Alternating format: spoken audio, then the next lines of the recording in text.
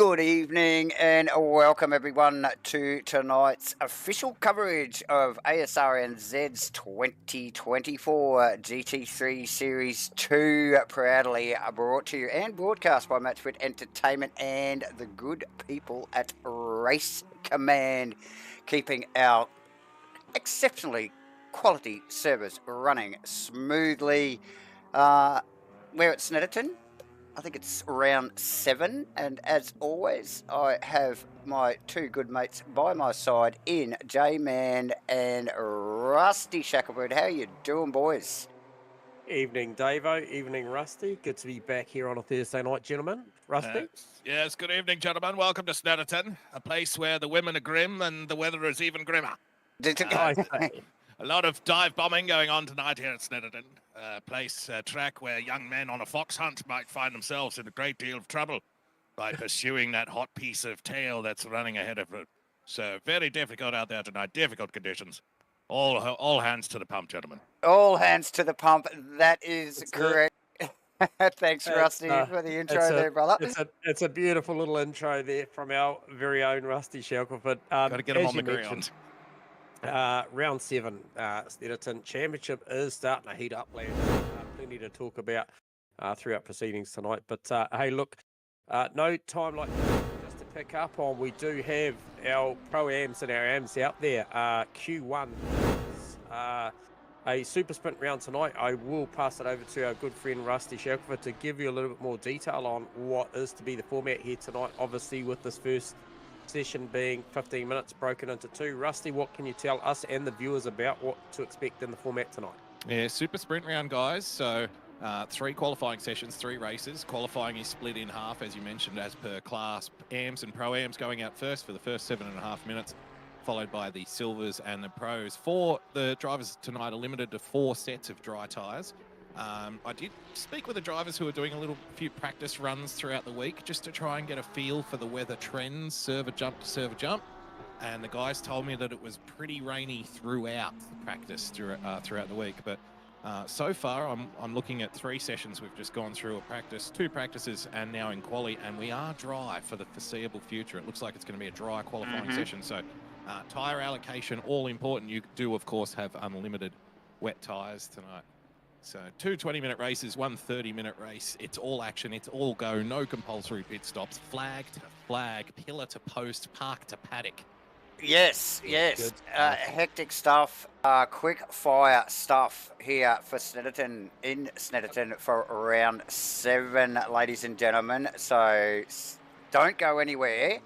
This is going to move along pretty damn quickly tonight. Yeah, only a few more minutes left for these pros and pro-ams, and good to see Steve Melling provisionally up the top of the tree there on a 48.0. Just came off of the back of the esports qualifier, had a great performance in that phase 3 of that series, and look, absolutely carrying a bit of momentum at the moment. And flicked him a message during the week, and provisional results obviously came through, and gave him a message to me old mate and said, look, technically you might as well class yourself NZ10. He had made the top 10 in NZ in that series. It's a great accomplishment, and yeah, congrats to everybody that took part in that, especially Sasha and Matt McEwen as well. Very, very good result there, and a great result for Esports New Zealand, Asrnz and MATCHFIT all combined. I thought it was a great spectacle. And yeah, Steve Melling obviously trading times at the moment with Timmy Nash. These guys have frequented parts of the racetrack in recent times with each other, so that might be a pretty good battle going on out there. I think so. And look, if it was anything like you just the aforementioned esports, where Melling was in a battle for probably about an hour and a half.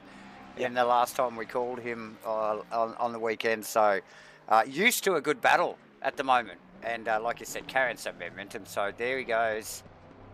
Yeah, a guy that many would be happy to go to battle without on track. He's such a fair, clean driver. He's Mr. Consistent, so good to see. Now Jacob Wadsworth just pokes time in there, 47.8, and Melling once again traded off again, 47.630. So he was trading times with Timmy Nash. Now he's just gone to the top there on that 47.6.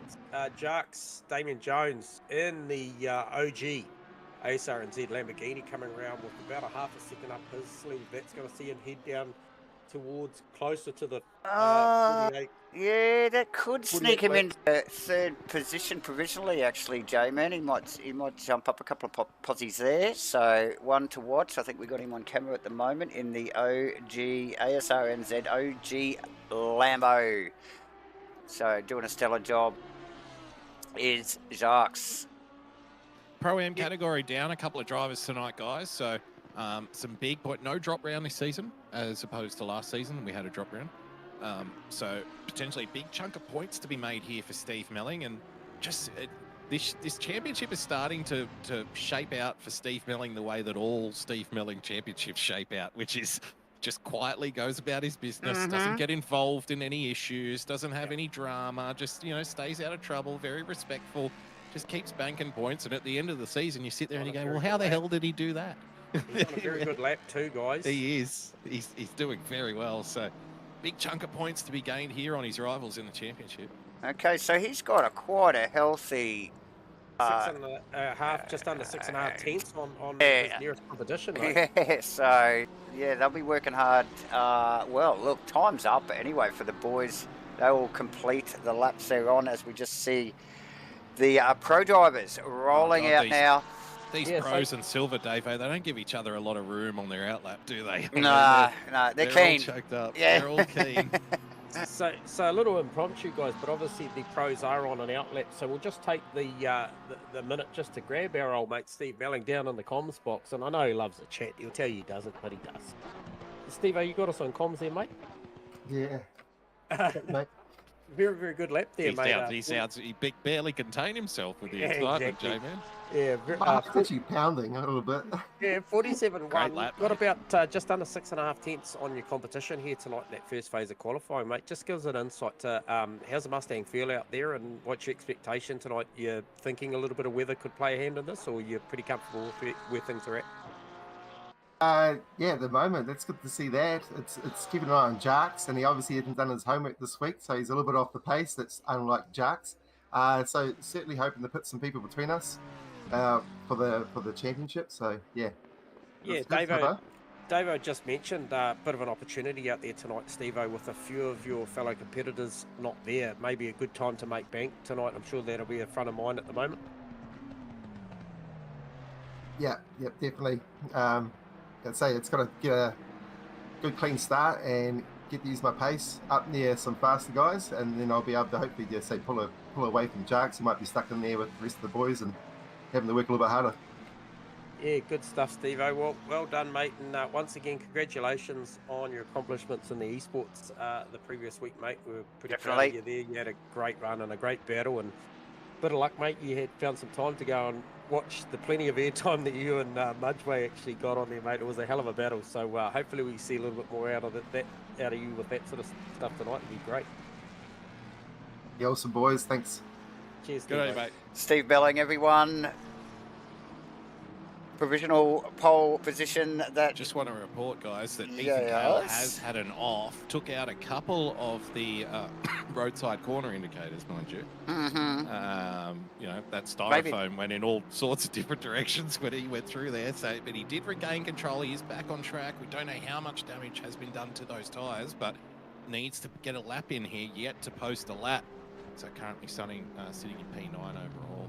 And it looks like he's just rolled out of this one to maybe let, I think, get a little room closer through, yeah.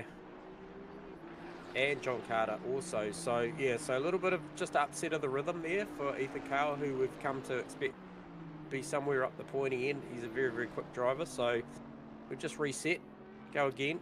I think this will be a good lesson in team dynamics here too. If you're just watching, if you just notice these things out there at home, you'll notice that Jamie Koza, John Carter and Ethan Cale, now John Carter has slipped behind Ethan Cale. They are line astern. They do, these good teams like OES and Breakfast Crew, they do tend to work together really well, and that means, you know, helping each other out in qualifying, getting drafts, creating a block on the track that's just for you. Always handy to have a good team around you. Yeah, absolutely. As we see Phil Antoon go to the top there, 9 tenths ahead of Steve Rees at this point in time on a 45.4. Plays a 46.3, so very, very good lap. It's a great banker lap, actually, for Phil Antoon.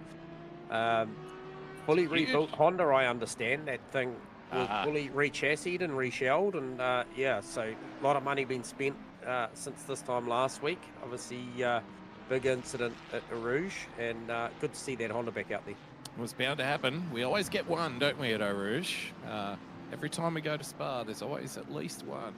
Oh yes, especially when they want to go side by side through there. Yep. We saw a lot of side by side action actually right around the track last weekend and on last Thursday night for round 6 here at Asrnz. So yes, very keen. Everybody's keen. I don't know, on a very, very good lap, guys. As is Vic Chan. Chan as well, yeah. As is Arrowsmith, currently in P4. Yeah, everybody about to just shift the market quite a fair bit. Good 4 tenths to 5 tenths for a fair few drivers. See Shano come up into the 45s on a 45.8.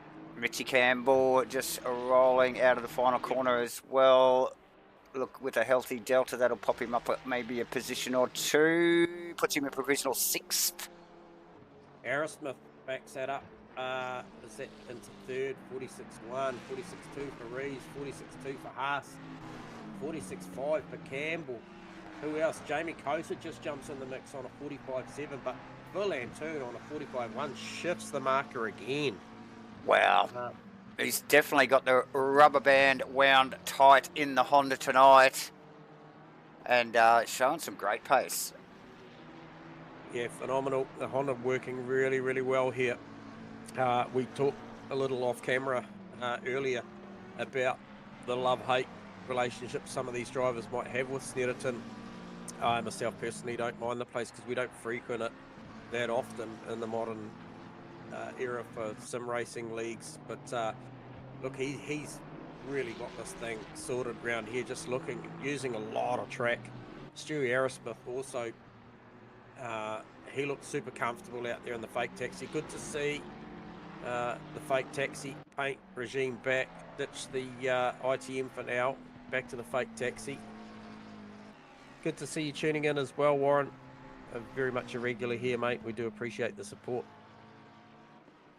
Who's on a lap here? Steve Rees is on a lap. He could improve to get himself on the 2nd row, bumping down Stu Arrowsmith, who's having a tremendous qualifying performance, P4. His main championship rival in the silver class is not running tonight, I believe, Jordan Moss. So again, another opportunity for another guy in another class championship to make a big bank of points. Good run here for Rees, guys. 4 tenths up, 4.5 by the time he crosses the line. This is going to be a time. Goes P3 on a 45.7, just behind Jamie Kosa, but Jamie Kosa's got a couple Kosa's responding, but he's got a lot of work to do to Pip and Toon. So I don't think we're going to see that happen. Fotodo could get this back here. The clock winds down. Yeah, very tricky. Final corner on the circuit too, boys. There's a fair bit to be lost and made based on the exit, the way that these drivers approach it. So Kosa's quality's done, so P2 will be the best that he will see. But what Rees got? He's got another couple of tenths in his pocket. So has Fotodo.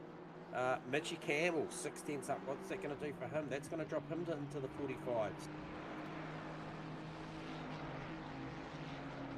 Sector 2 at the moment for Mitchy Campbell, I believe. Yeah, if that puts him in the 45s, he's going to pip Arrowsmith by the looks of it as well. So that's quite a few positions. Campbell slowly winding that Ferrari up. Yeah, wish you a speedy recovery there, Mossy. Great to have you tuning in though, mate. Really miss you out on track, but enjoy the stream tonight, mate. I'm sure the drivers plus the comms will put on a show for you, mate. So Fotodo rounds the final corner. This should be enough to pit Rees.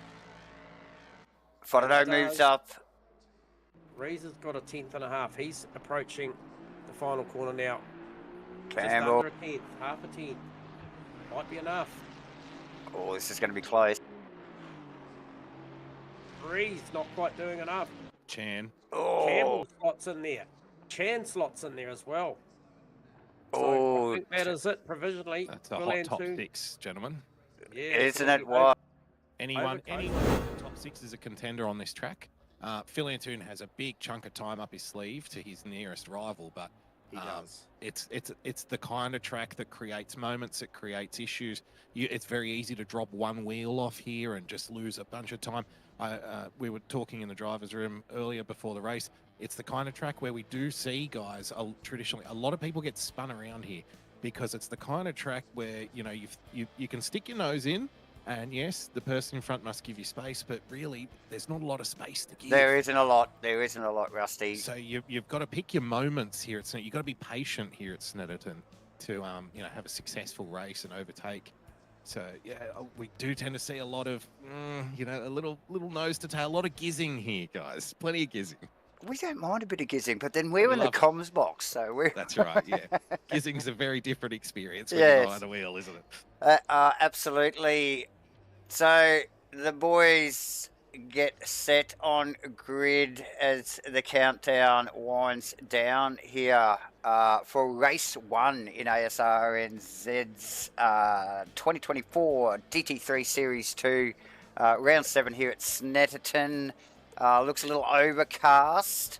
It's dry though, crucially. Yeah, it is dry, but yeah, like there has been whispers that there might be a little bit of rain on the way, but time will tell.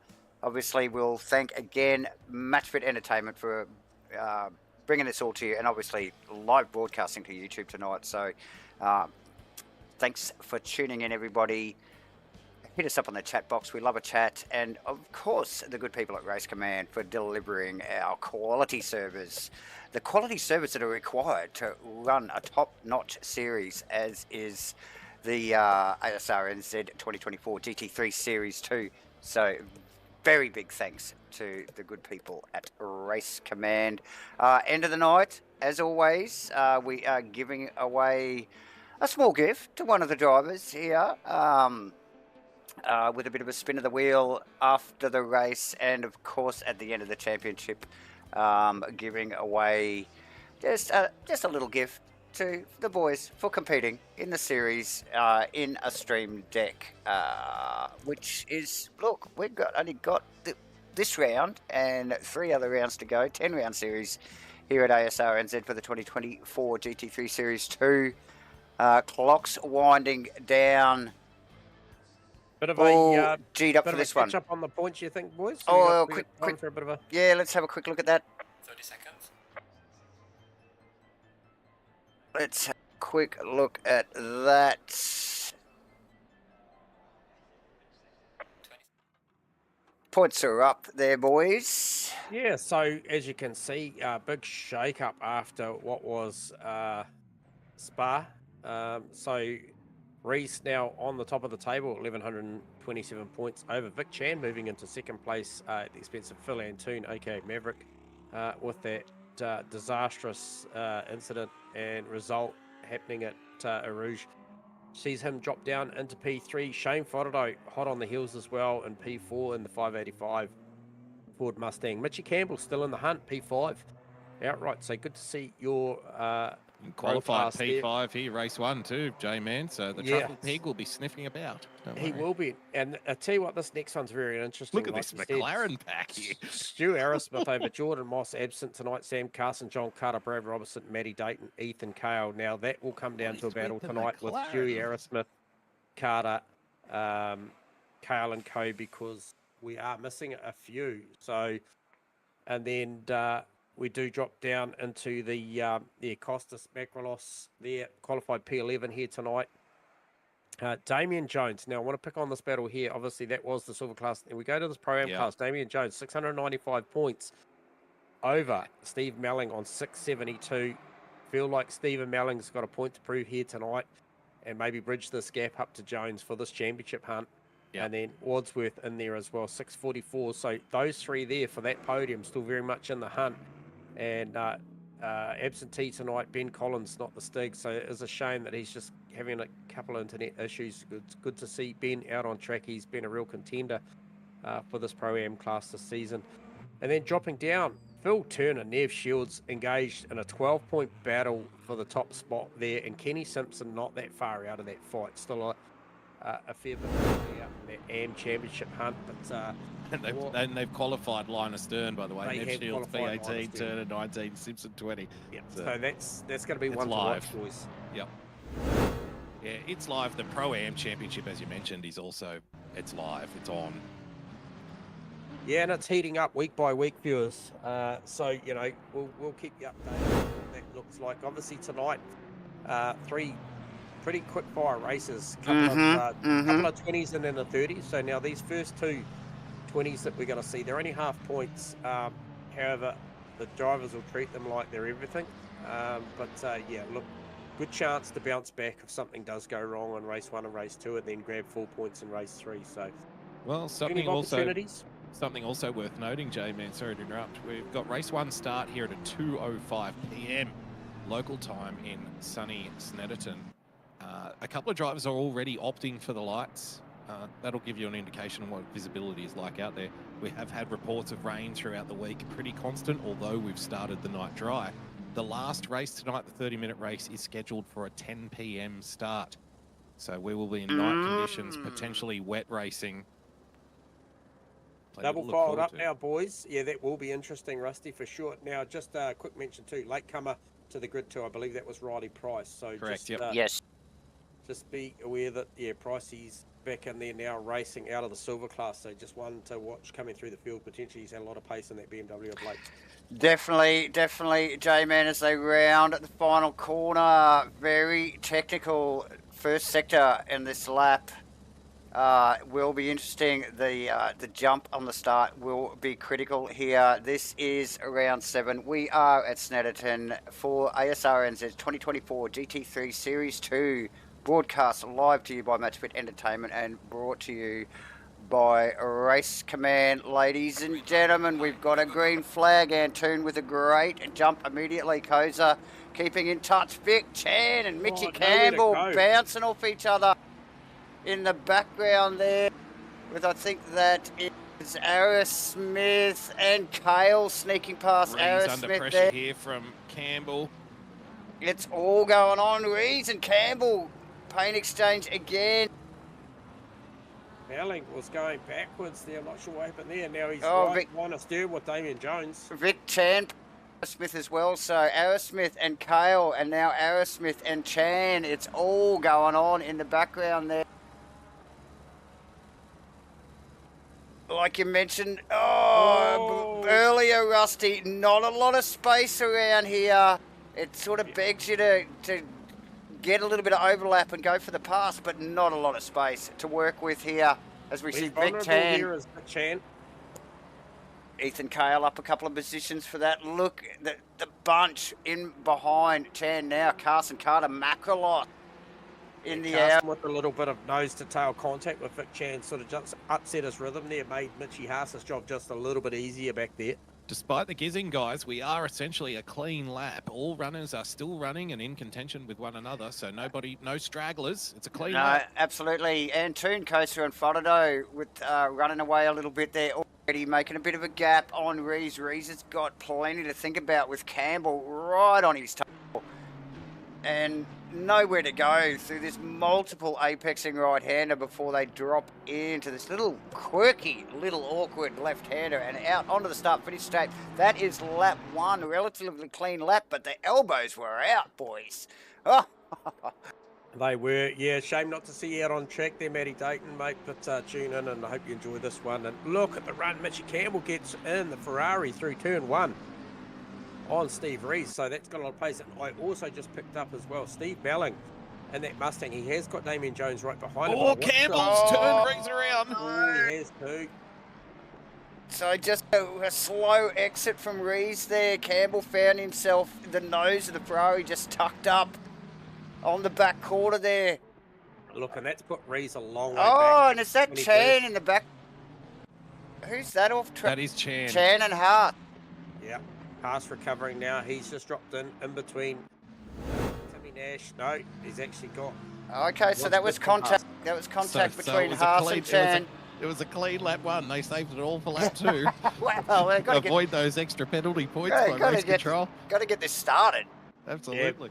Up to the front, boys. I can tell you now, Jamie Cole is going with Phil and two. We saw that big margin, just under 0.4 of a second in qualifying from Phil Antoon over Jamie Coaster. But Jamie Coaster's race pace does look good. He's opening 2 laps, being able to stick there with Phil Antoon, and Whanaro just a little bit further back, 1.3. But yeah, very much still in touch with the leader.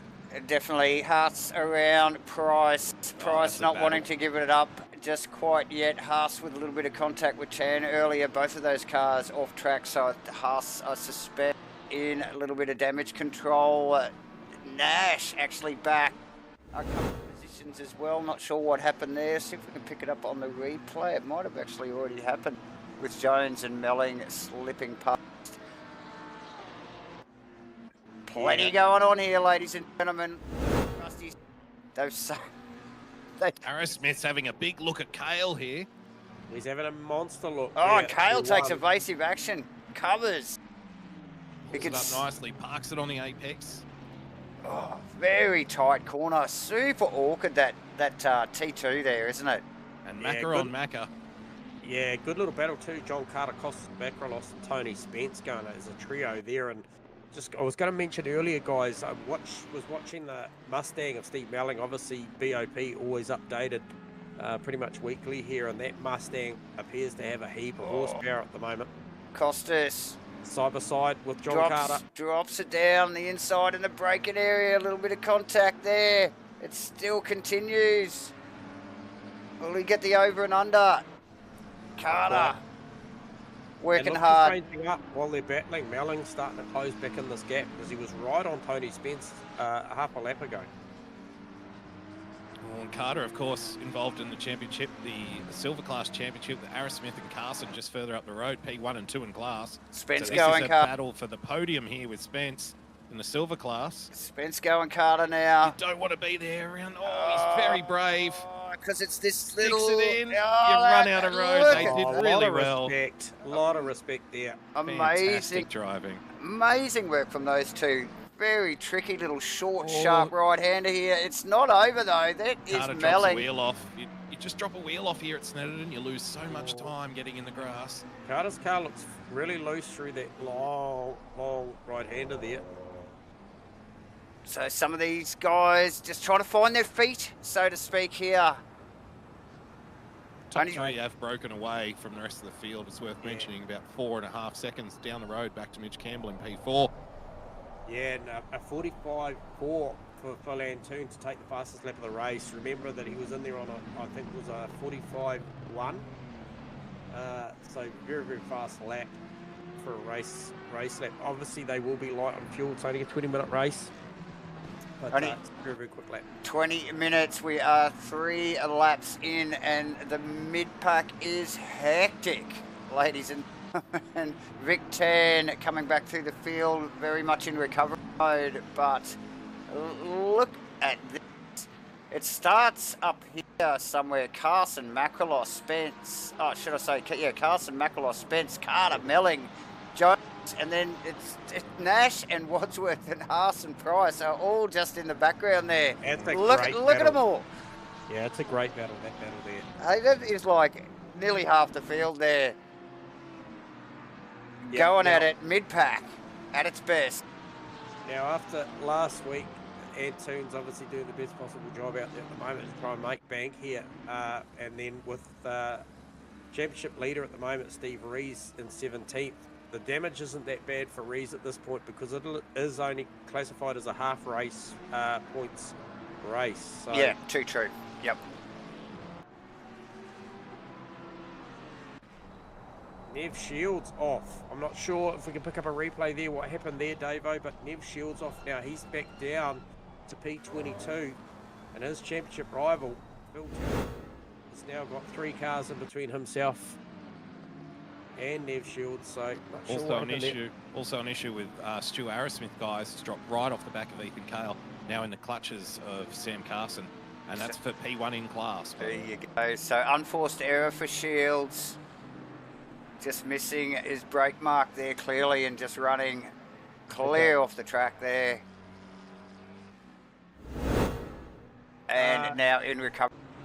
like What's the update on Pricey too, starting from P22, boys? Where is he rolling? So P16 for Pricey. Yep, doing very well. It's got an angry Steve Rees charging behind. Yeah. Steve, of course, is going to have to get through that pack we mentioned before, which is about, what, 7 or 8 cars? Yeah, yeah. All nose to tail. That's going to be hard work. So, yeah, definitely. Kale, it looks like he's breathing a bit of a sigh of relief. He doesn't have Asrnz to deal with now. He's moving forward to Campbell, shortening that gap a bit. Nash, and I think it's Jarks there. And Haas, a recovering Haas. All very close together as well. Well, that Porsche isn't lacking any horsepower down the straight there. Yeah, and it's quite a healthy straight here, but oh look, into this sweeping left and this short, sharp right-hand kink. Very tricky section of the track. We spoke to Steve Melling during qualifying, guys, and he mentioned that his plan for the race one was to just try and put as many positions between himself and Damien Jarks as possible. Well, that's not really panned out. Snetterton has a way of ruining everyone's plans for the day, and it hasn't. There they are, 11 and 12. Yeah, personal best though for those two drivers, Steve Melling on a 47.7 and Damien Jones on a 48.4. Although now look at that, personal best for Steve Melling, 47.772. Right, personal best for Damien Jones, 47.772. Yeah, these guys are trading times, aren't they? So, is Jarks has come back a little bit there to Nash and Haas. Hale on Campbell. Gets it done. Got it done at the hairpin. Yeah, beautiful. He set it up. He got the run. Put the pressure on coming in and just place the car there. Which Campbell could do about it. Obviously, while that was going on, Haas and Timmy Nash, but Nash just doing a good job of placing that Porsche exactly where he needed to. Yeah, see that coming from Carl. Showing some form, like I said. Once Asrnz dropped off the back, he was definitely had Mitchie in his sights, and yeah, made it happen very quickly, didn't he? He did. Tagged on the back and got the business done, and no mucking around. We are over halfway already, ladies and gentlemen. Quick fire stuff here tonight at Asrnz for their 2024 GT3 Series 2 Round 7 at Snetterton. 3 races, 20, and 30 at the end, isn't it, guys? So no compulsory pit stops. Correct. Tim Nash doing a good job defending off Mitchie Haas here. Mitchie Haas, one of our drivers that's shown that he's got some serious pace on board. So opposing class racing here, Mitchie Haas racing out of the silver class. So and Nash not giving it up, you know, making him earn it. That's a recovering Rees, actually, just that next car back. You can see the white Aston Martin tucked in behind Haas, or well, not quite tucked in yet, but I doubt it'll take long. Damien Jones just seesawing between, you know, being up behind Melling and then being back right in the front of Nash's Porsche there, so... yeah, and I think they're coming. I think Nash and Haas are actually coming. Oh, yeah, yeah. Although Jarks with the better time the last round on a 47.6, so he's got actually a little bit of pace over Steve Melling, but Steve's bottled up behind John Carter. I know that sounds weird because John is racing out of the silver class, but tonight I think Steve Melling in that Mustang does look good. So potentially 5 laps left, plenty of time. We're only talking about, you know, margins of half a second, 4 tenths, 6 tenths here and there. Plenty of time. Oh, slightest mistakes as we just see the Lambo of Jarkas just dropped. Well, he just dropped a wheel off. So, boys. Can we get a replay on Jamie Kosa? Oh, yeah. Oh, he's off. At the bomb hole. The bomb hole, that's the one. Yeah, and he is. Gets a big bump there. I think he was actually in. What corner is that?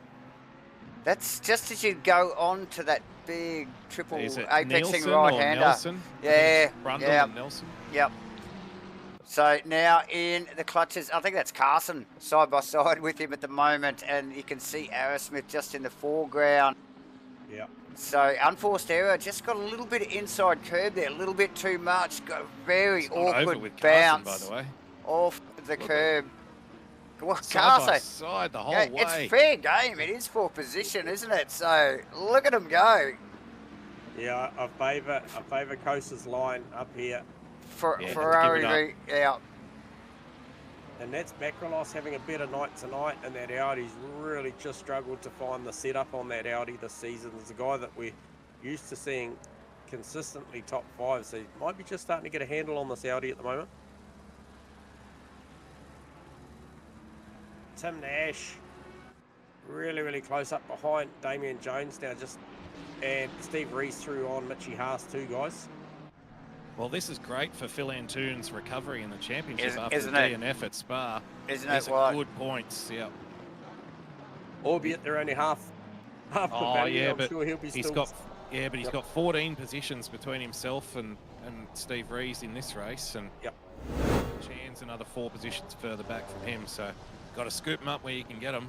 Oh, Costa Macrolos rounds up Sam Carson around the outside before they head down into the chicane, head down to the bomb hole there. That was a beautiful little piece of driving. Just rounded him up there, had the run, committed to the outside, made it stick. Yeah, got off that right-hander neatly, didn't he? And just the power of the Audi.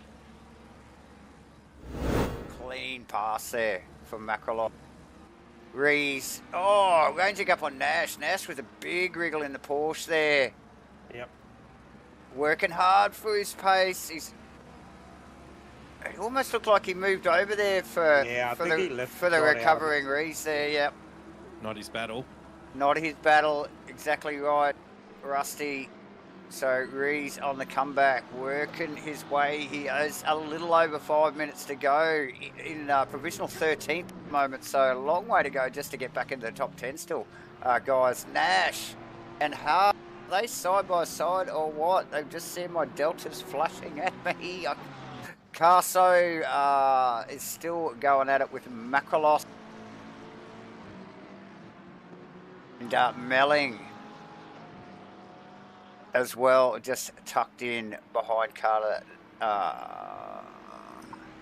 Yes, I think that is Carter's car. Good to see Kenny Simpson out there doing a good job. He's just tucked in behind, well, a little bit behind, but Phil Turner, P20, and he's got Nev Shields, which is another one of his competition championship combatants there, tucked in behind him after obviously we saw Shieldsy with the unforced error earlier on. He's recovering as well, so Kenny just needs to dig deep here and just try and bring this one home. He is in that legit fight there for that AM title.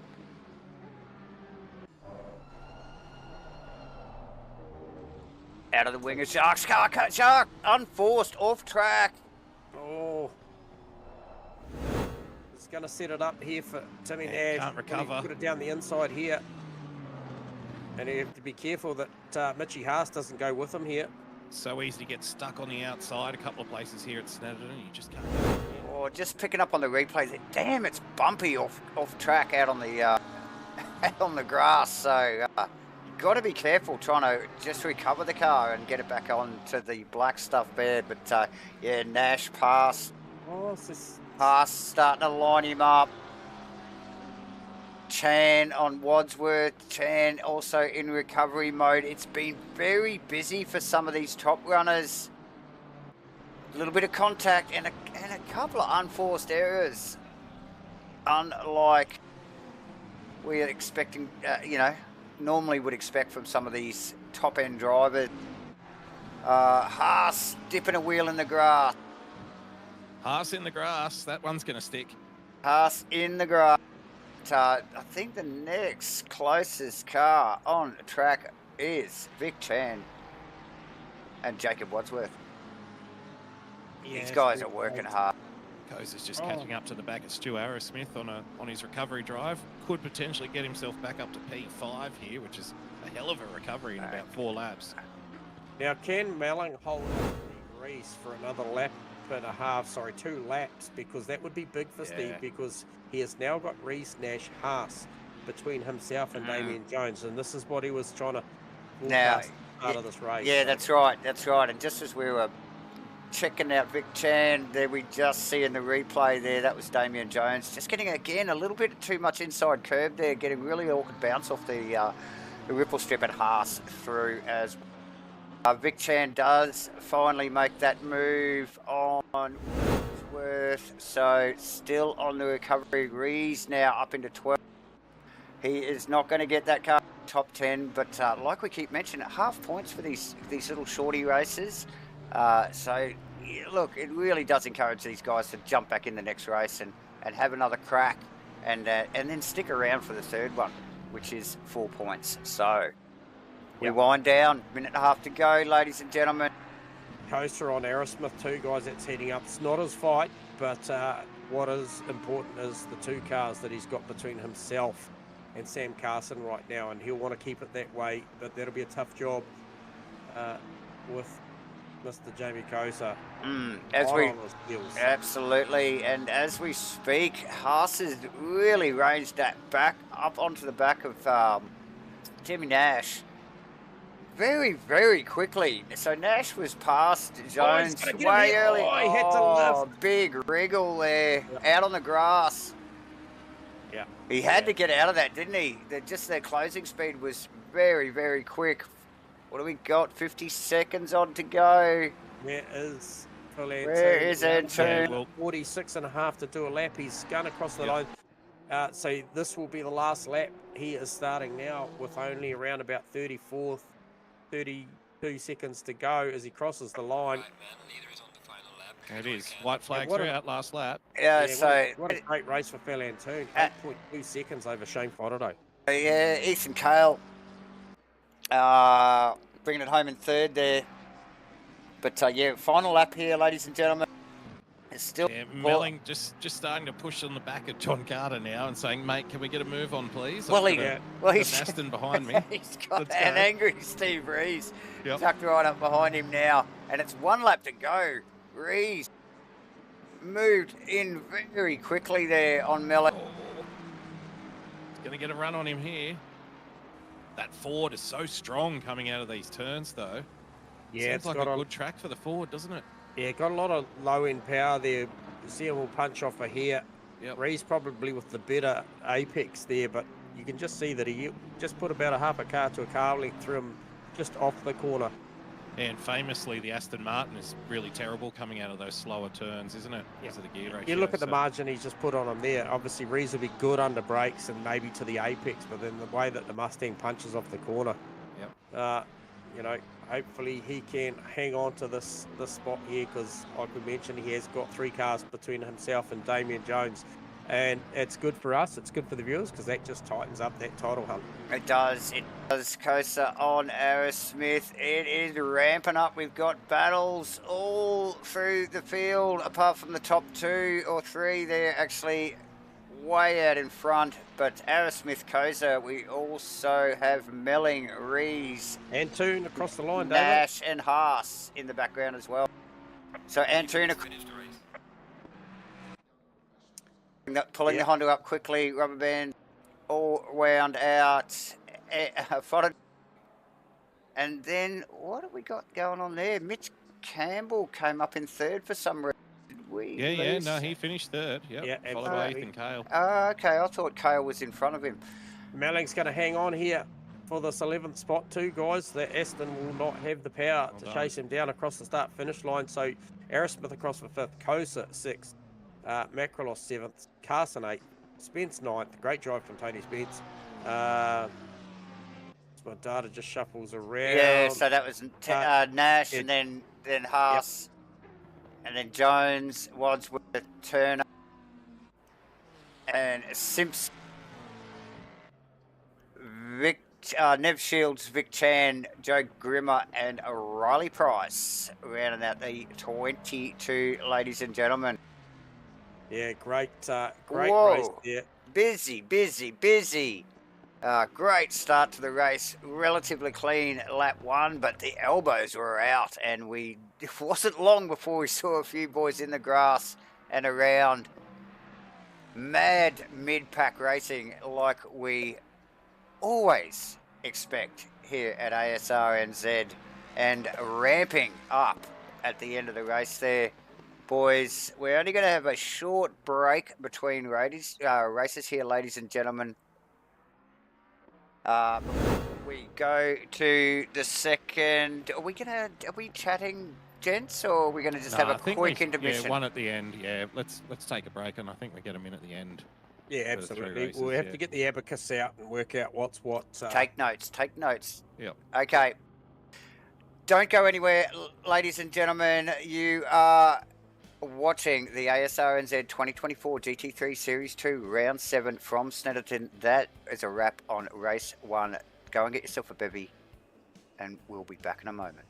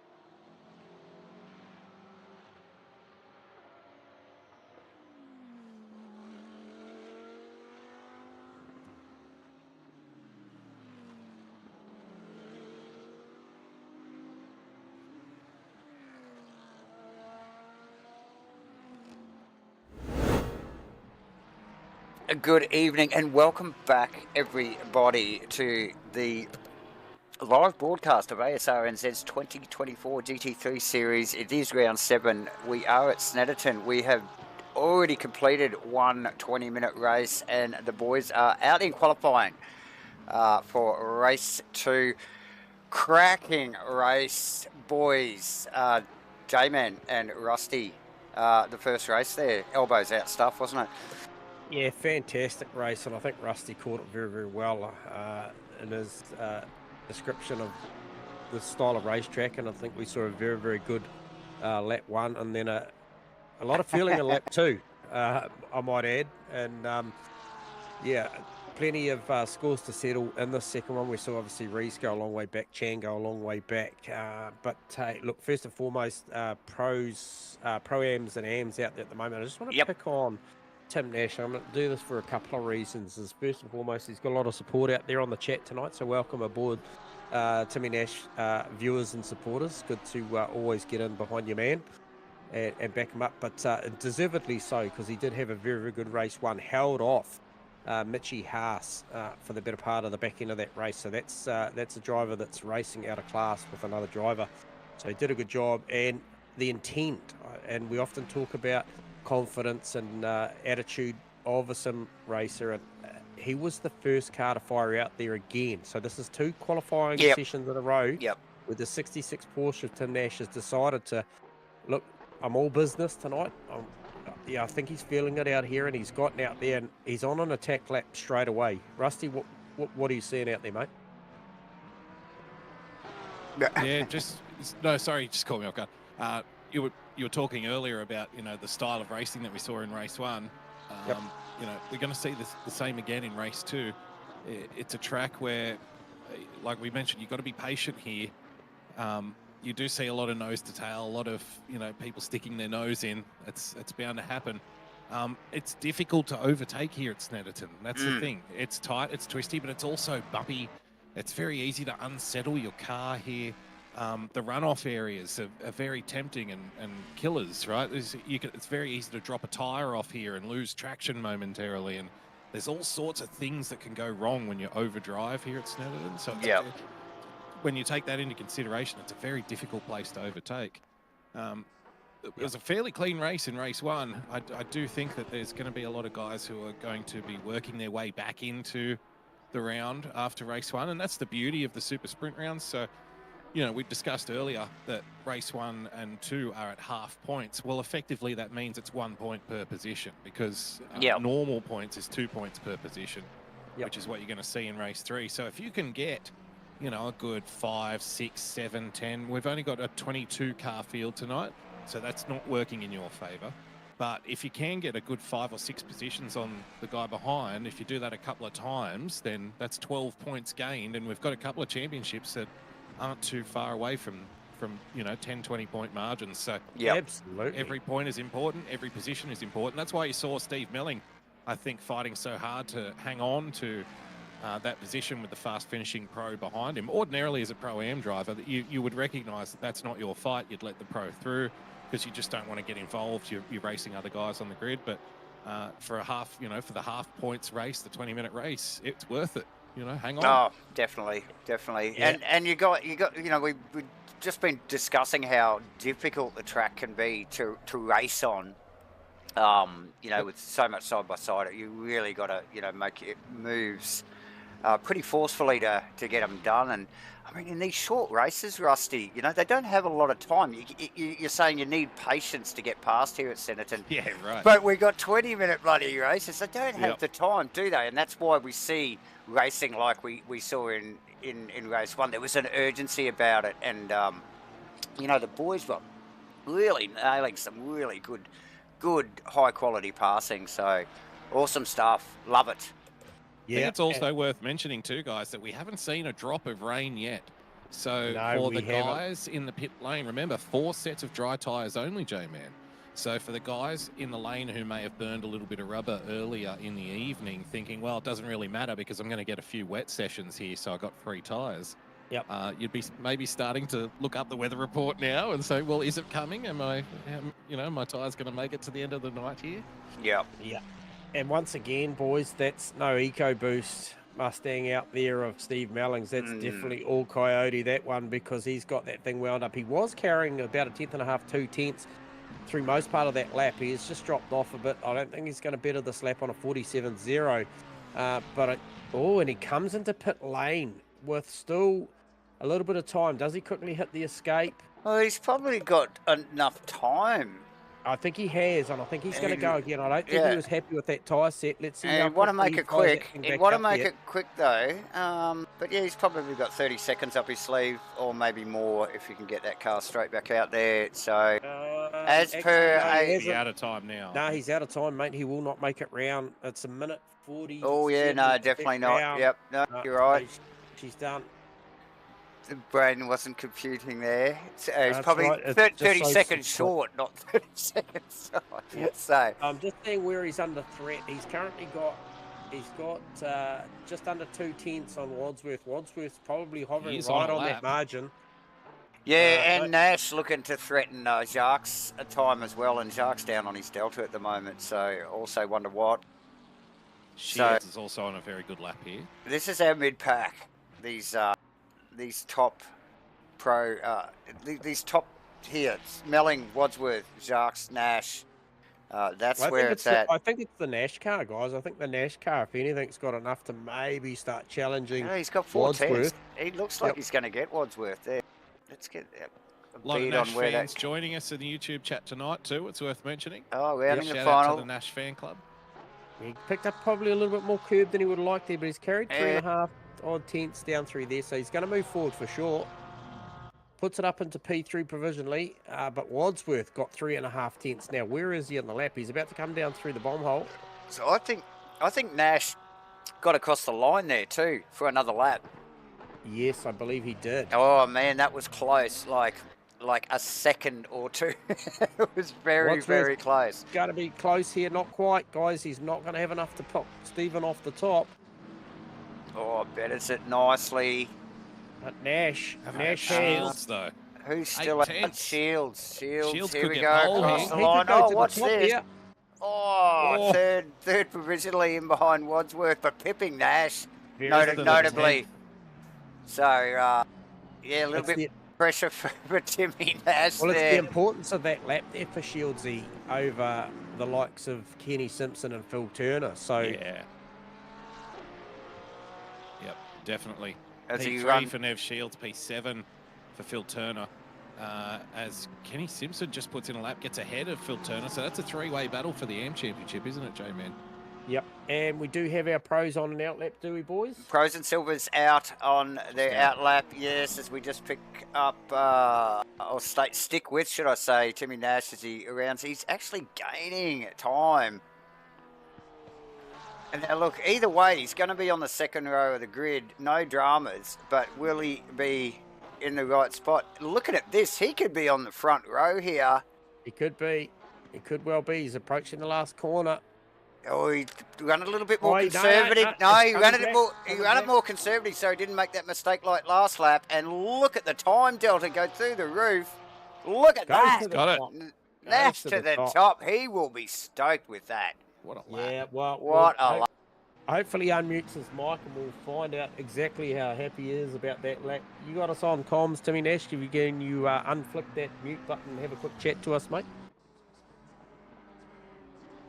He's probably still pretty pumped He's about that. Catching his breath. Yeah, catching his breath. Nerves are settling. You got us on comms, Tim? No, well, look, we'll leave it there. But look, if you are listening to me, what a great lap, mate. Congratulations on that. Puts you to the top provisionally of the Pro-Am and Am classes. Well done. Now, just picking up, Rusty, did you pick up on who was the first car out? Was it Phil Antoon? Car 3, I think it was, we were looking Yep. at, which was Antoon, Phil Antoon. yep. Yep. So this thing is absolutely electric tonight. They're on a hot one now.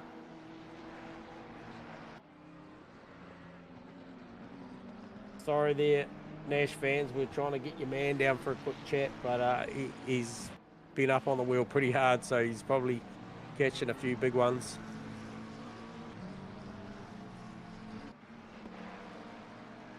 So there's going to be a lot of energy at the start. This is my bold prediction for the night, ladies and gentlemen. You can take it to the bank. It's going to be a lot of energy at the start of this race too. I suspect there's going to be some frustrations boiling around in there. There's going to be some baggage from race one, I think, that we may see, you know, manifest in other ways on track, which it generally usually does. Especially if you're going to have an incident on track, you want it to be the last race of the night, not the first race of the night. Yeah. You know? So I think we could see a few fireworks here at the start of race two. Look out. We do know that the top 6 are all very close and competitive. And to the Campbell and Fontenot and Asrnz. Oh, they all start to come across the line for their provisional times. Ethan Cale in at 3rd provisionally. Vic Chan sneaking up there in 7th. Haas in 8th. Makalos pushes him down. Koza's about to set a lap here. Yeah, it's going to be a good one. P3. Oh, P3 pushes Cale back. So margin's a lot tighter. We saw Antoon go and bank a really solid lap really early. I think one of the earlier laps was a 45.3. So he's in there on a 5.55, plays a 5.6, 5.7, 5.8, 5.9. Super tight stuff at the top. So these guys are really trading. You mentioned Rusty. Also, tyres going to start coming into the forefront of the discussion heading towards race 3 if the weather holds out. This could throw a banner amongst the works there. Yep. Yeah, it all feeds in. If you've been doing a lot of practice through the week, and look, I have nothing to do with the weather settings. I don't know. I'm in the same position as everyone else watching. I don't know what the weather's going to do. If you were practicing throughout the week, think of how many sessions you would have spent working on your wet setup. Oh, yeah. Right? That's time that you haven't spent working on your dry setup, learning about your tyre wear, your deg, right? You know, learning those things. You've missed out on that. So everyone is kind of maybe in a little bit of limbo here at the moment, not knowing is it going to rain. Still learning. Yeah. Big shout out too, boys, to Matty Dayton. Gone from the couch to the cockpit. Watched race 1. Wished he could be there. Thought, bugger this. I'm going to grab the keys and go and give it a rip. Nice. And he's out there. He's currently P13. Bribed one of the marshals at the back gate. I was going to say, about to come across on a lap. However, it was unclassified. There must have been a track cut in there. Something we haven't really talked a lot about tonight because I don't feel like it's probably one of those tracks that's vulnerable to track cuts, but he has picked one up there somewhere. So he's in there on a 46.9 currently behind Sam Carson. Yeah, definitely. Maybe not track cuts, but you do get a lot of off tracks, you know. Oh, so easily. So many off tracks here. John Carter. I just saw John Carter escape to... I saw that in the background. Yeah, Wally over for John Carter. Yep. Ooh. He's in there on a 46.6. Yep, currently P12. The thick of it. He is in the thick of it. Now look at that, 44.982 for Phil Antoon, a 144.98, currently just under 2 tenths up on that as well. Jamie Kosa was probably thinking a 45.2 was a great lap. He's going to go slightly better as well. This on could the be current a 44.5 here from Antoon, the way he's going. He's going crazy out there. Massive lap coming. He's expecting rain, I think, later, so he's going to burn up the rubber he's got.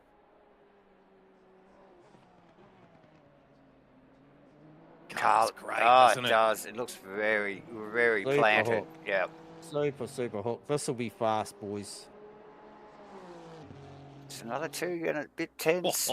44 step. Wow. And he parks it. He had time to do another one, but what's the point? Yeah. That's a good stand. That's a 20. When you got a half a second over Jamie Kosa parks it also. What are those? He's going to go run another one. Yeah. Campbell, still working hard. Reese has parked it from P5. Vic Chan is still on track as well. Yeah, just come through turn 2 there. Delta's heading in the right direction, but does need a few tenths to make any sort of inroad onto Steve Rees. So we'll just watch that. And already actually had a great sector 1. Just comes into sector 2 now, up into turn 4, the hairpin, and he's carrying this 3/10. So can he go one better? Can he pop Steve Rees down one more spot? Antoon would hope so. Fotado. Yeah, just keep an eye on Fotado. A little bit of grass there on the exit of the right-hander, though, on the back straight now.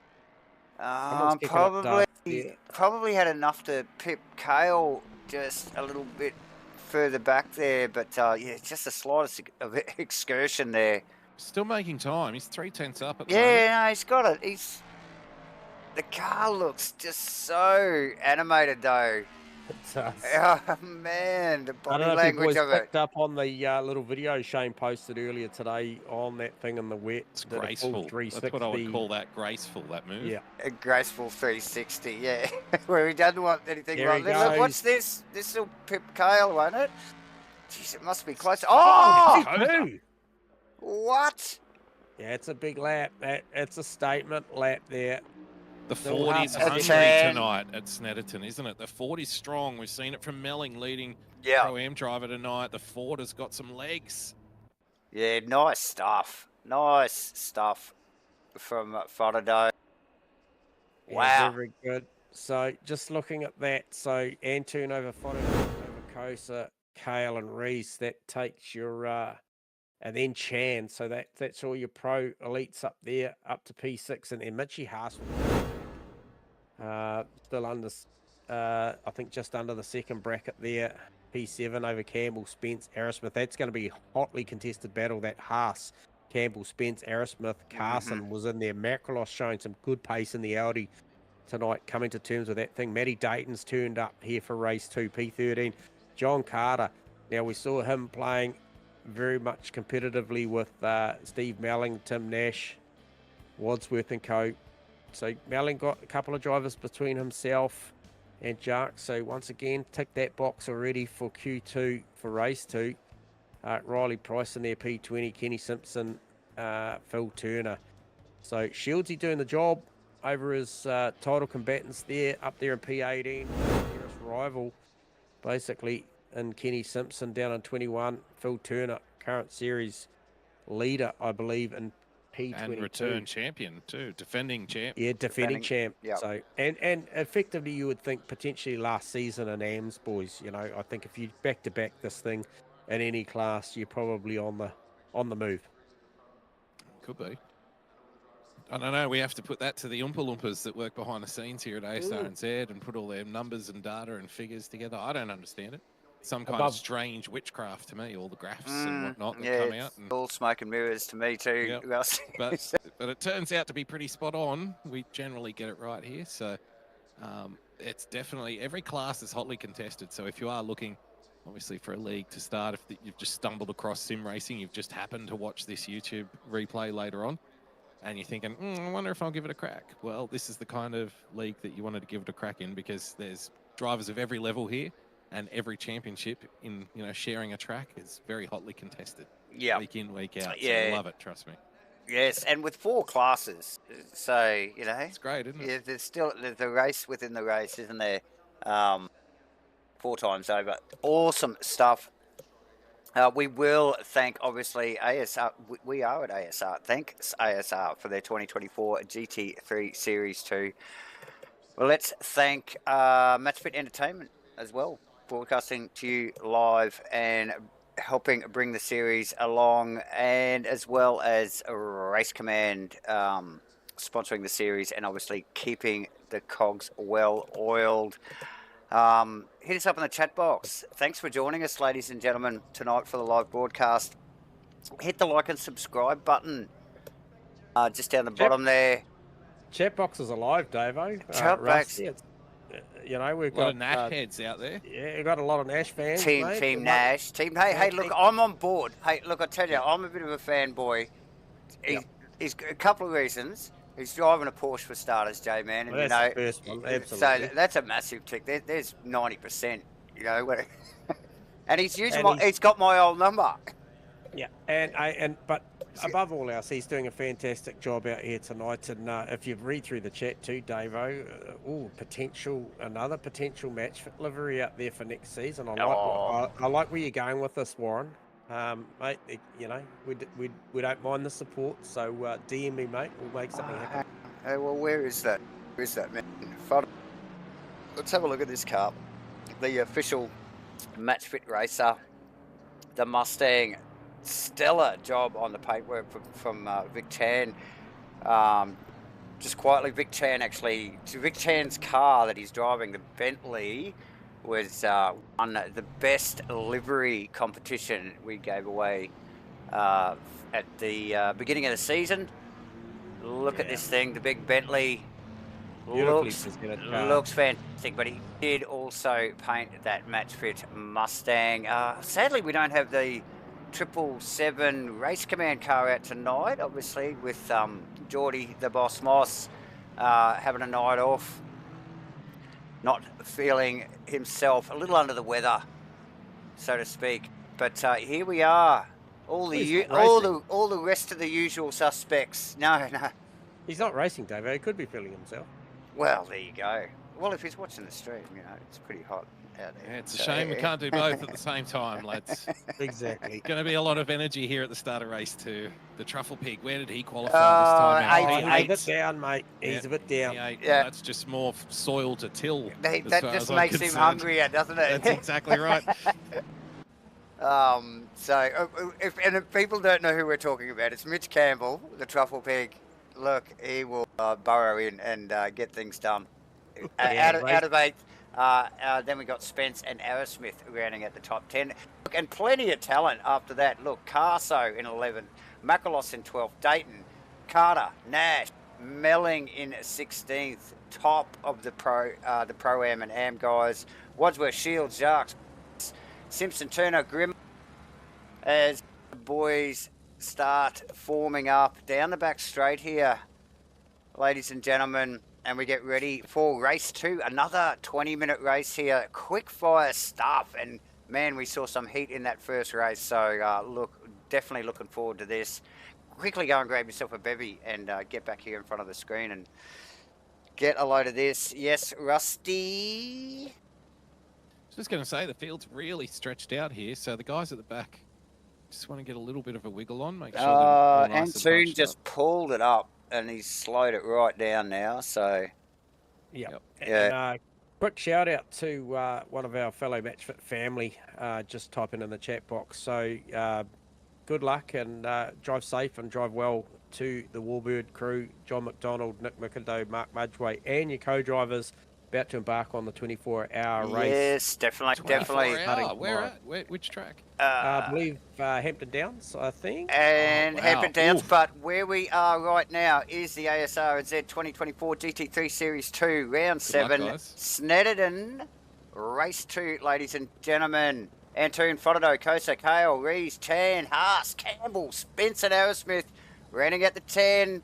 Here we go. Good jump from Antoon last race. Look at Kosa straight away.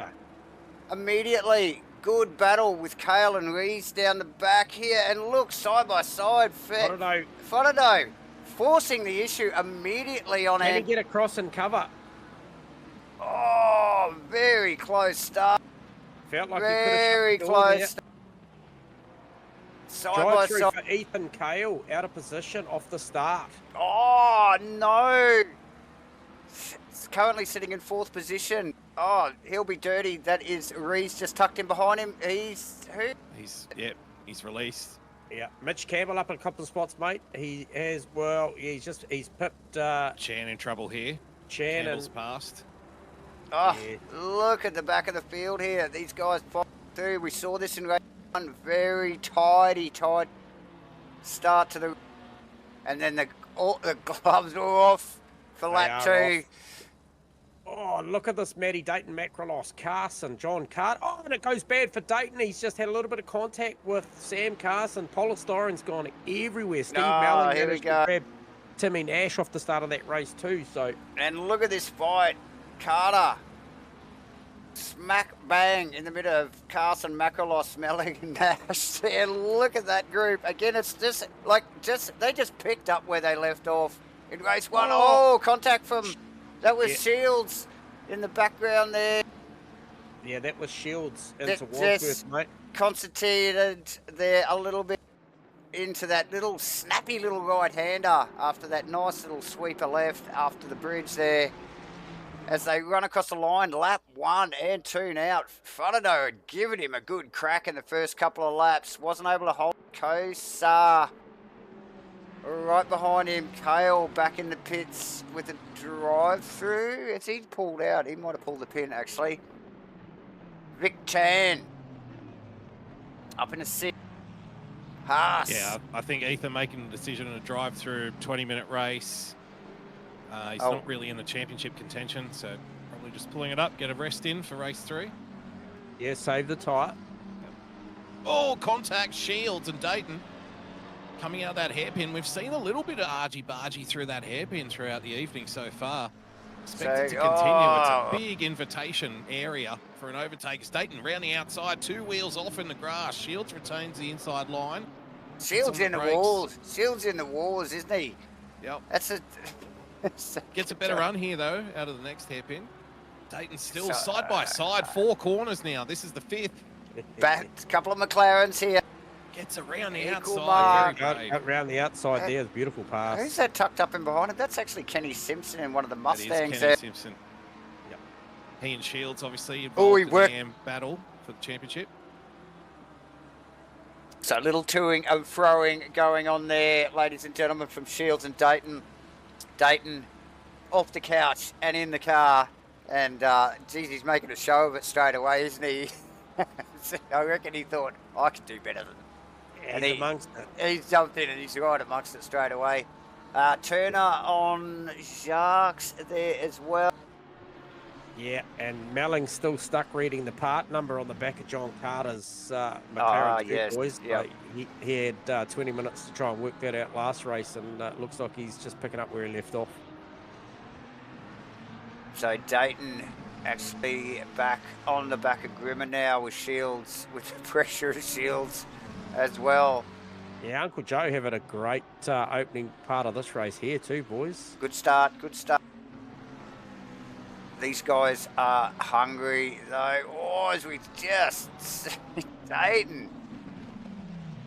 Look over the inside. Oh, look, that was deep.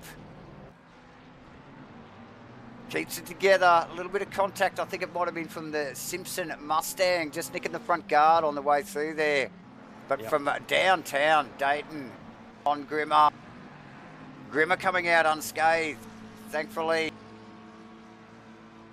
So plenty. Filian Toon has now stepped away From the out Kosa. in P1 Yeah. from Shane Fodado, but the rest of it is up 4 grabs.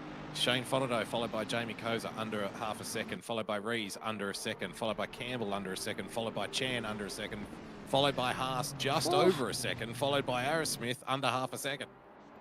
Go get him. Lap 2, ladies and gentlemen, field really well established. Short fire, quick fire races here tonight. Tricky little track, not a lot of space to work with. And we've already seen some fireworks as we see Simpson sneak past Grimmer. Dayton in the background there in the yellow to orange car there. Just look, thinking about next time he gets up behind Grimmer, how he's going to attack that one. Yeah, Jamie Coase with a lot of pressure on Fodado now too, boys. So he's just settling into this race, and you can't take too much time to do that because they are only 20s, these first two, and he's tucked right on the back of P2. Jamie Fodado. I feel like he's going to have the same problem though. I feel like the Mustang is very strong out of these turns. Yeah, it's just got so much it really gets up on its hind legs, doesn't it? Yeah. Kicks out. So the Ferrari, I think, is going to be in the same boat as the Aston Martin here, that it's just not going to get enough at the start of the straight, to get there at the end. And it's finding it. Look, this Mustang, I mean, Shane really does chuck it around a lot. Oh, and it's very doesn't he? entertaining to watch. But despite that, he still gets it out of the turns, each and every turn, very quickly. So difficult. James just got to hang on here and maybe just poke around and wait for that moment. Look for a little half mistake even. That's all it's going to take. That's all it takes at the top, at the pro class here. You know, and the silver class is very similar in that respect. The margin between winning and, you know, 5th or 6th, it's not very big. So it can be like one little mistake or one turn when you're just, you know, you're thinking about the hot box after the race. You're not thinking about the race. And next thing you know, you drop a wheel and it's over. So very small margins of error here.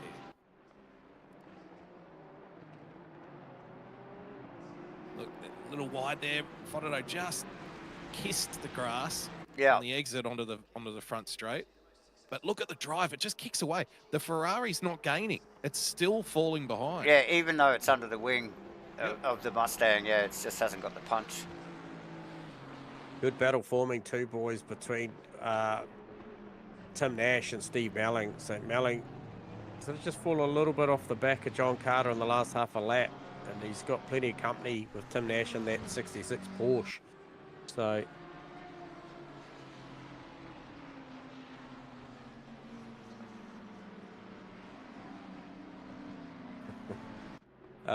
come on, Ethan.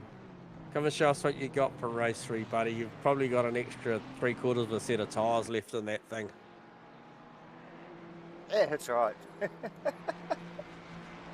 There aren't too many there aren't too many drivers around. If this will put Ethan's mind at ease. He's just in the chat for the benefit of those listening but not watching the chat. Ethan's just remarking that this will be his last ever race in a McLaren, and it's all over for the McLaren. So I have noticed there aren't too many lifers in the McLaren. There's a couple that I can think of that I know of, but it's never a long-term relationship with any McLaren driver. It's like in for a season, out for a season, in for half a season, out. Yeah, it's very fickle. It's a lustful relationship. When you get in it, you go, gee, I really love this car. It's so fast.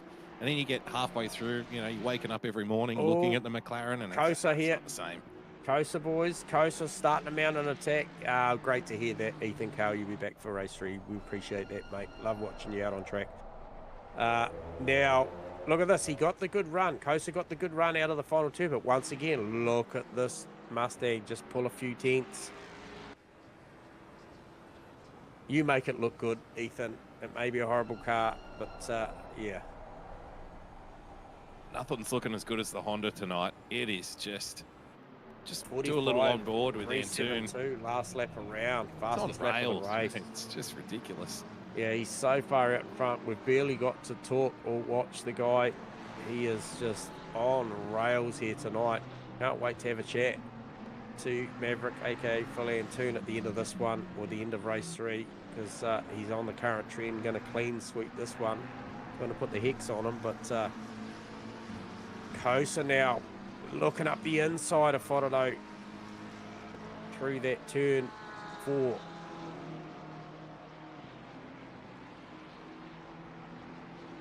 Just don't know where he's going to do it if he does get it done, guys, because that Mustang I feel like it's got the power to just pull back up on side of him. I think anyone attacking the Mustang tonight, their best chance is going to be in race 3 if it stays dry, because that's the one thing we do know about the Mustang after talking to Shano a couple of times throughout the year is it doesn't really like it doesn't like having tyres. So it does everything it can to burn them up as quickly as possible. So we might see a little bit of that in race 3, the 30-minute race. That last 5-10 minutes could be crucial. Another cool little battle going on out there, and it's a class battle too, guys. Phil Turner trying to hold off Nev Shields. These two battling very, very seriously for this AM title. And that is a good battle going on at the moment. Shieldsy coming on hot in race 2. Looks like he's found something in that lustful McLaren you mentioned there, Rusty. Yeah, Wadsworth just out front, but he's Pro-Am, isn't he, Wadsworth? And that's just a graphical error, I believe. So, yeah, Phil Turner and Nev Shields currently battling it out. I don't remember what the margin was, but it's pretty close, isn't it, in the M class? They're all pretty tight. Kenny Simpson just in there as well. Yeah, I think we might have been talking about 12-point margin for Phil Turner over Nev Shields. Yeah, so say even in this race, if he can finish 4 or 5 positions ahead, you know, that's cut that margin in half in one race. Harris to pass. Yeah, that battle's been going since the green flag. Asrnz cannot find a way around his teammate, 777 teammate. He's going to go deep around the outside. Oh, he's going to try and stick it around the outside here. It'd be a long way round. Just get in the marbles here. That he's vulnerable. That he's vulnerable to Spence. There's just no grip. There's just no grip out there when you get down there on the outside. Someone's off up ahead. Is that Chan? It is Vic Chan rejoining. What has happened there? Yeah. Being unforced, I would suspect. I would suspect so. Yes, it is. Big slide out of the left-hander and just has to gather it up and ends up on the grass on the left. It's big win for Steve Rees there. He was going quick, so he got out in the grass. It took him a while to actually slow that thing down and get it in check, so he spent a lot of time off the road there. Melling's race pace too, boys, stabilised, pulled away from Tim Nash right now and is back on the hunt for John Carter. Yeah, it was closer than that actually a couple of laps ago. So it was. Yeah. Well, and crucially, J-Man, he's 4 or 5 positions ahead of Damien Jarks, who's now numero uno in the Pro-Am Championship battle. So that's another 5-6 points potentially that he's eaten out. And I think that would virtually see them neck and neck in the Pro-Am Championship now after the 2 races. So. Yeah. I love it. You often talk about text messaging can be misinterpreted. I'm just reading Ethan's message there. Vic is no good. Vic's no good. That could be taken in so many different ways there, Ethan. You might have to enlighten us, pal. Vic Stappen. Yeah. He does have 4 laps up his sleeve to... the thing is that the pack in front of him is very compacted. There might be last lap shenanigans going on, people getting a little bit thirsty towards the end of the race. I mean, look at the pack in front of him. That is an epic little battle pack there. So what was? Yeah, sorry. Could make some he could make some positions back here at the end if he hangs in there. Was that an unforced from Wadsworth that you picked up on, Davo? Was it? Yeah, and it was the re-entry too. He just looked a little bit close as Davison and Davison and should I say Shields and Turner slipped past there too. So yeah, he had a fairly good gap on the Turner Shields battle, and yeah, just again I think it's the same corner where Big Chan might have forced that error on himself, and yeah. Just want to make special mention here, guys. Mitch Haas is currently leading the silver class, running in P6. And now, if he were to finish in this position, I do believe it would be his first class race win of the season. So, but he's got the current class championship leader, Stu Arrowsmith, right behind him. Right on his tail. High pressure situation. These are the moments that you love in sim racing, you know, when you. That's a great battle, Rusty, that you pick up on, because that one is very, very hot. I mean, that battle there, Haas, Arrowsmith, Spence, and Carson on the back as well. Macrolos not too far off of that too, I don't think so. And Chan tagged on the back of it now after that big excursion, losing a few positions there. So that train of cars, there's 6 cars there. Campbell on Rees towards the end of the race here. What have we got? 5 minutes, boys. Yeah, so 5 to go, and we saw these two come together in race 1, didn't we? So this could potentially be a little bit of fireworks under the bed, under the pillow. Oh yeah, just when you put your head down, you think it's all over. Bang! We got straight in your eardrum. Shields on Turner here. I think there the boys looks like they picked it up. Through the hairpin, nice work. And that's Wadsworth green car tucked in behind. Oh, Riley Price on, who's that? Timmy Nash in the 66 Porsche. Price having a quiet race. Chan on Macrolos, having a big look as they duck down under the bridge through that left-hand sweeper into this tricky little right-hand kink. Spence, Haas, look at these 3 again. It's Arrowsmith, Haas, Spence, Carson. Yeah, Arrowsmith has got in front of Haas here, so we've missed that. We've missed the overtaking there. Remember, we mentioned that Haas was on for his first that's right. race win. That's gone horribly right. As we mentioned in race 1, plans don't mean anything here at Snetterton.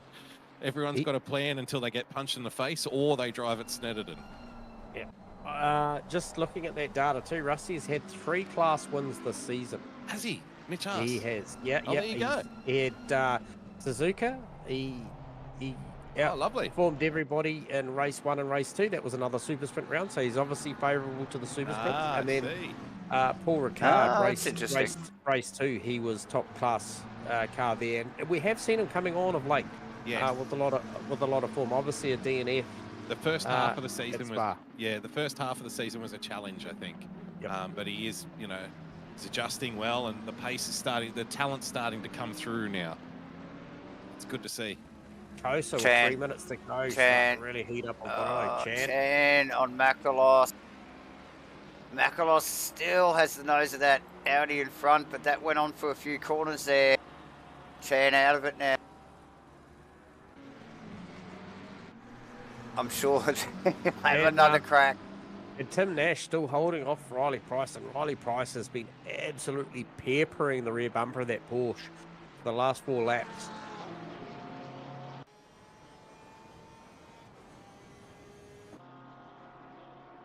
And shields through on Turner, so that's significant, Rusty, for that title hunt.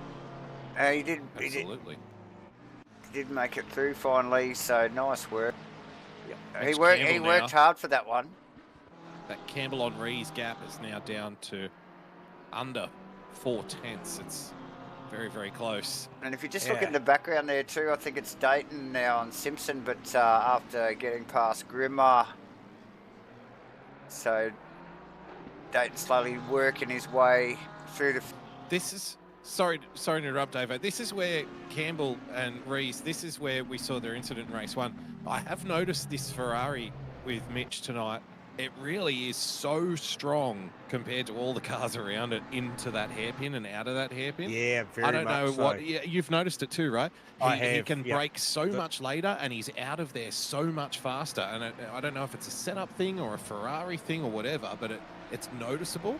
Yeah, the mid-quarter rolling speed of that car is super, super quick through the tight stuff.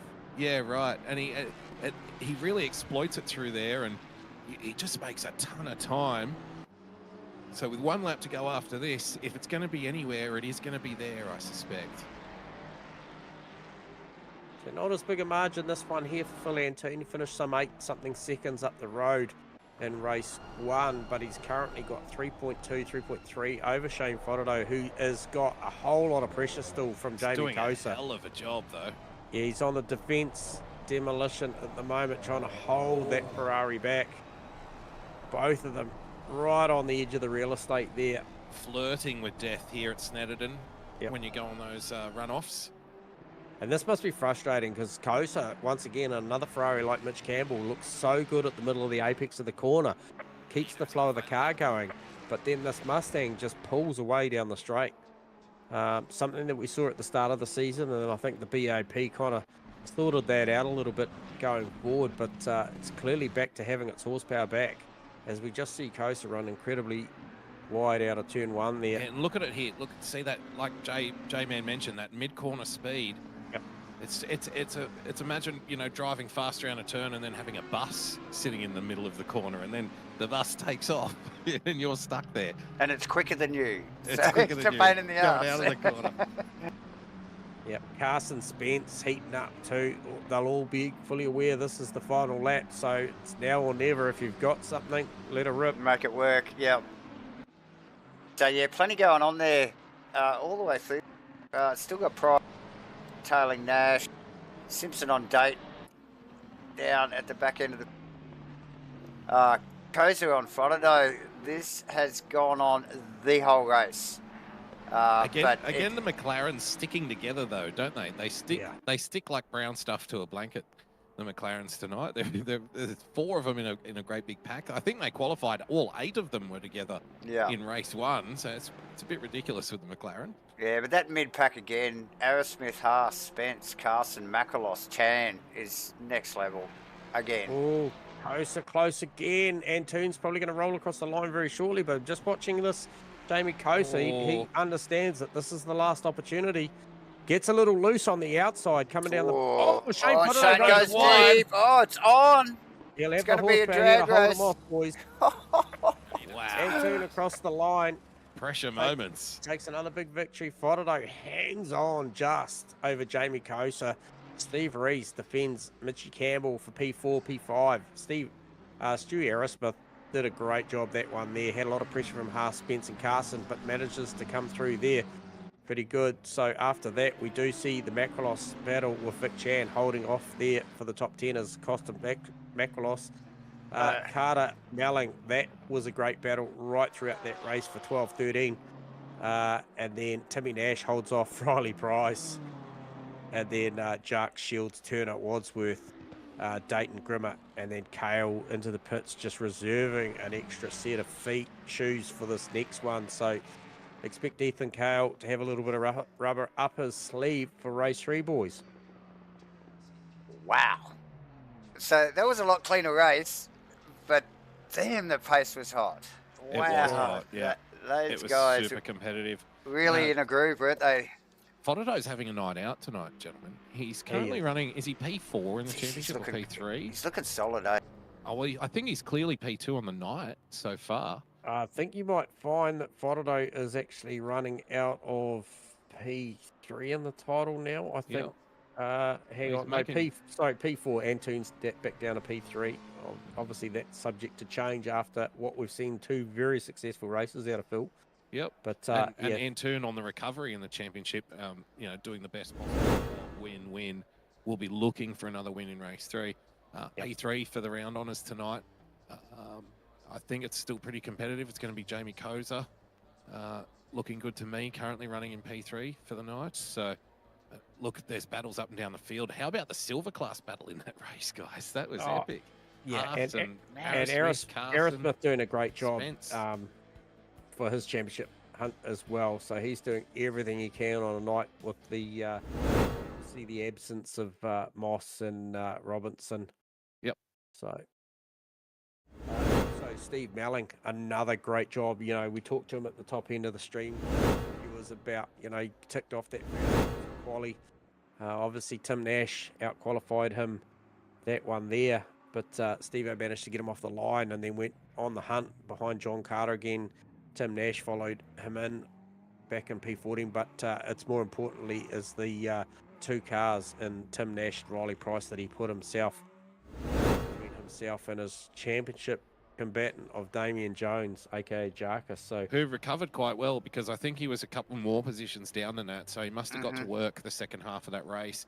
Got past Nev Shields, who did finish ahead of Phil Turner, by the way, guys. That is a hot championship battle in the AM class, followed by Kenny Simpson, who I believe is P3 in the championship. So they're definitely cooking down there in the AMs. Yep. Tight stuff all the way through the field, ladies and gentlemen. We are going to shoot to a short break. Don't go too far away, and we'll be back in a moment.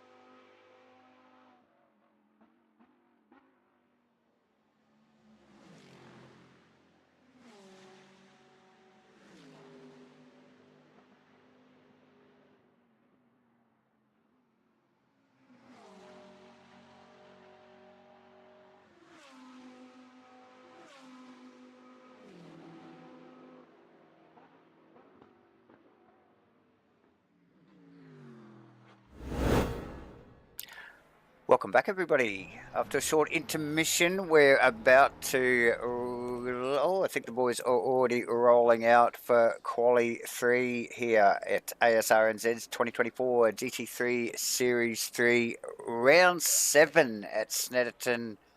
I think the boys are back from their break. Have they dragged themselves away from the bar, maybe?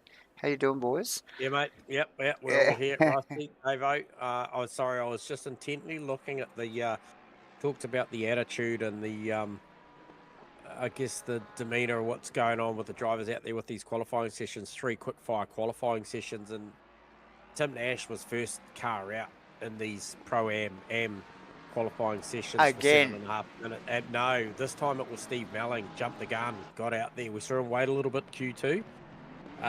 Nash was out first Q1, Q2.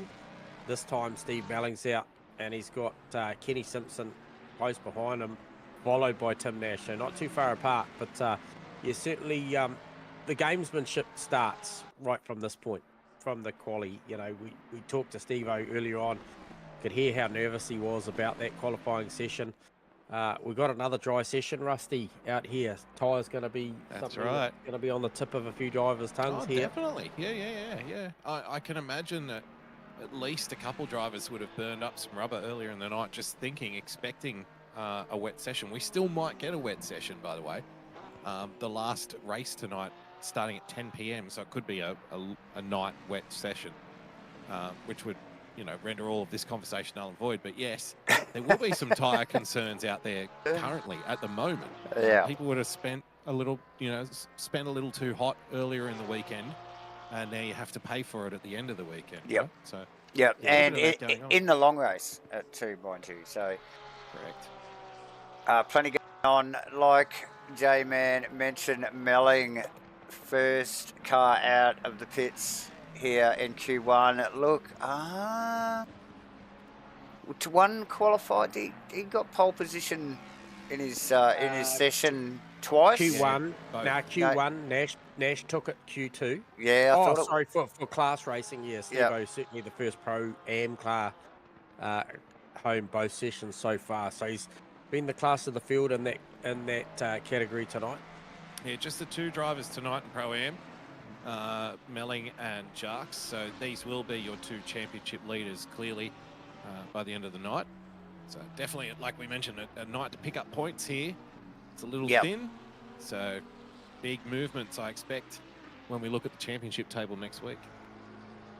Yeah, be looking forward to seeing how this all shakes down on that well presented spreadsheet that we get every week. JC looking through the analytics. Yep, JC handling that.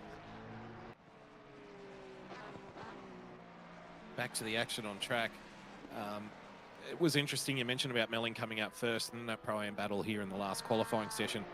It looks very angry, that Mustang just riding on board, and you can tell a driver's demeanour sometimes by the way they're attacking the turns. I felt like he was going to dive in there, Melling, but he pulled out of it. Yeah, very wide for a long time, wasn't it?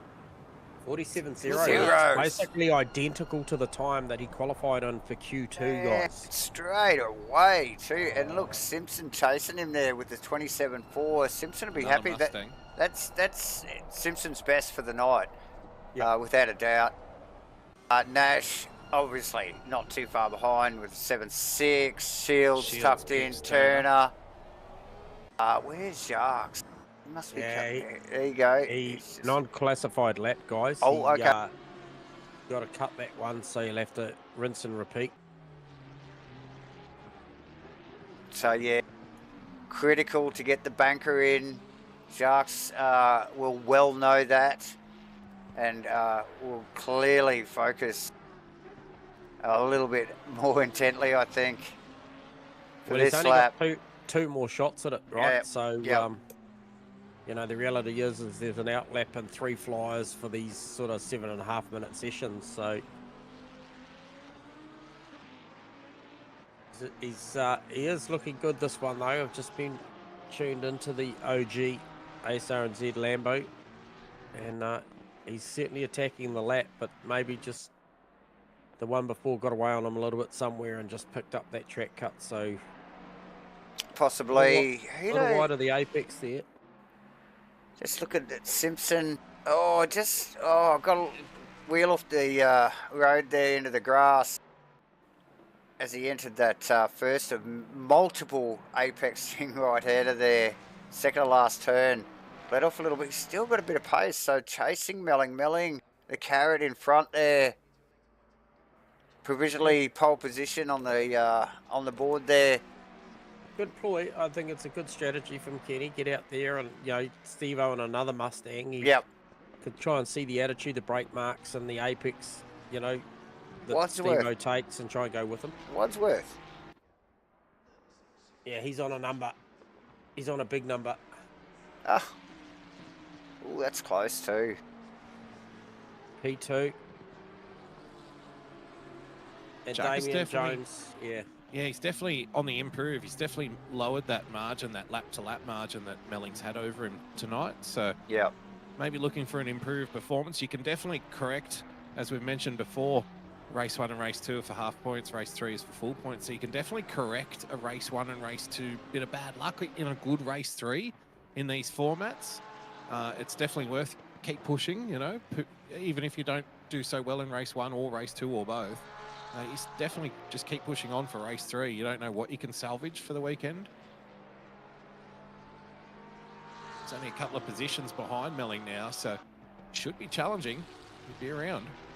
Yeah, I feel like Nash is going to spoil the party here again. They would probably try and jump up in between Melling, Wadsworth and Jarks as well. So that'd be a dominant AM performance on the night then for Tim Nash, won't it? Well, he's only got this lap to do it in, because he's going to run out of time. Otherwise, Turner's shown some good form, obviously chasing Shields time. They're not too far in front of him. We're about to find out, but I think Nash is going to back up the performance that he's had tonight. Oh, yeah, he's got some time on here. What's this? Take him to the top, boys. Very close. Takes him to the top. Steve-O's parked it, but once again, Tim Nash. Look how close those times are. Provisionally top qualifier, so he's backed it up. Feeling it here tonight. Love to have a chat to this guy. Yeah, his mic's not operable tonight, unfortunately. A bit of hardware issues, he mentioned in the in-game chat. Okay. Just after race 2. Nonetheless, he's done a stellar job. So is Stephen Melling. These are two drivers racing out of two different stables or two different classes here. So nonetheless, it's a great performance from Tim Nash there. So he's really found something in that Porsche round 7. Well, dominant and very good qualifying from Kenny Simpson, P5 out of the AM and Pro-Am drivers, ahead of Nev Shields and Phil Turner, his direct competitors in the AM Championship. We might have to just put Tim Nash on the watch list for the AM Championship battle. I don't know whereabouts he's sitting or I'll give you an update on that, mate. Yeah, that'd be good. Yeah, because a dominant performance tonight. So he's eating points out of the AM Championship wherever he sits in it so far tonight. Okay, so he's P6 in the championship, currently in there on 410 points. The leader, Phil Turner's in there on 606. Okay. However, Darren Green, 424, he will surpass him, and then 529 up to Phil Davidson, not here as well. So I guess he's probably on the hunt, realistically looking towards Kenny Simpson sitting P3 in the title. Wow. Chase. So I think that's a very real reality that Nash could start contending for a title hunt here, especially if he carries on this performance for the final couple of 3 rounds. So he's definitely hot at the minute, and when it's when the sun's shining, you best make hay. He's definitely doing that so far. Perfect result so far, race 1 and race 2 in the AM class. As the pros and silvers get out there. Speaking of tight battles, we are a little light tonight on Pro-Am drivers, only 2 of them out there, and God bless you boys. That's my own category when I do eventually sit in the driver's seat and, trundle around out there. I'm a Pro-Am driver myself, so good to see a couple of them holding, flying the flag, gentlemen. I love to see it. Absolutely. The pros and silvers are rolling out now, and we've seen a little bit of spice tonight, haven't we, at the top of the field in the pro class especially. A little bit of drama here and there. Snetterton always does bring out those moments. It's basically the same as 4:30 p.m. Friday Woolworths car park. That's the similar kind of atmosphere. Yeah, that's the vibe. That's the vibe. I didn't see you backing out. Why didn't you put your blinker on? You don't go that fast in here, all that kind of stuff going on. And a few shopping trolleys to boot, mind you. Yeah. And what's your thoughts, Dave? I want to get an insight view from you on maybe what Mitch Campbell's doing here with obviously Phil Antoon up the road.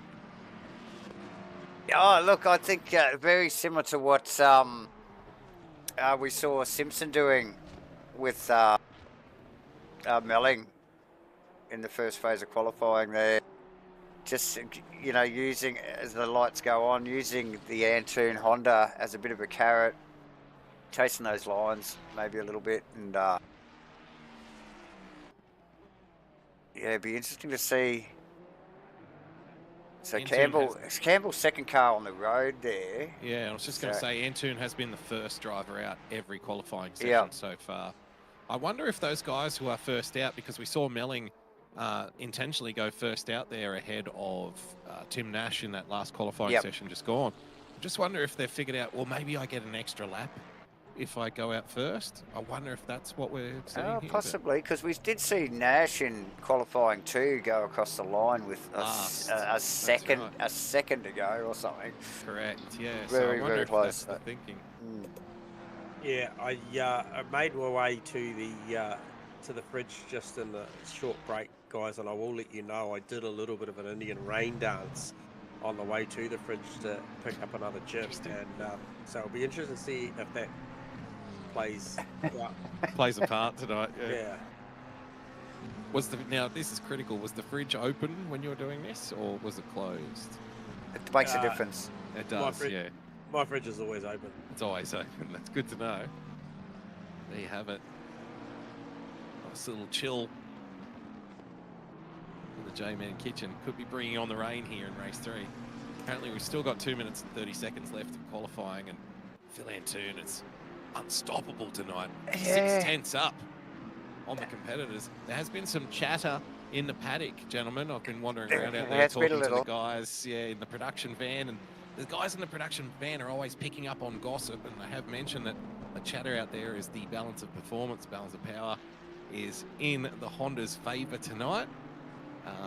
That may be the case, although, you know, Phil Antoon is also very, very, very, very fast, which doesn't help. No, because even when it's not, he's still exactly. he seems to pedal it pretty quickly. Flat. 45.0, very close to those 44s that we saw previous quali. It's not over yet, with another lap for these boys, and maybe another 2 for Take some. nothing away from Antoon, though. You still got to get it done, and it still is a track where it's very easy to have little laps and, you know, find yourself in a world of trouble. So you've still got to be mentally switched on. You've still got to get it done. You've still got to do the laps. You've still got to do the work. And so far, you know, 2 for 2. Yeah, very much. Mitchie Haas with a good performance in Q3 here, boys. Currently sitting P6 in there on a 46.0. So seeing if he can make a little bit better as he approaches sector 2 of the lap. What would probably be, I think, his final lap too. So.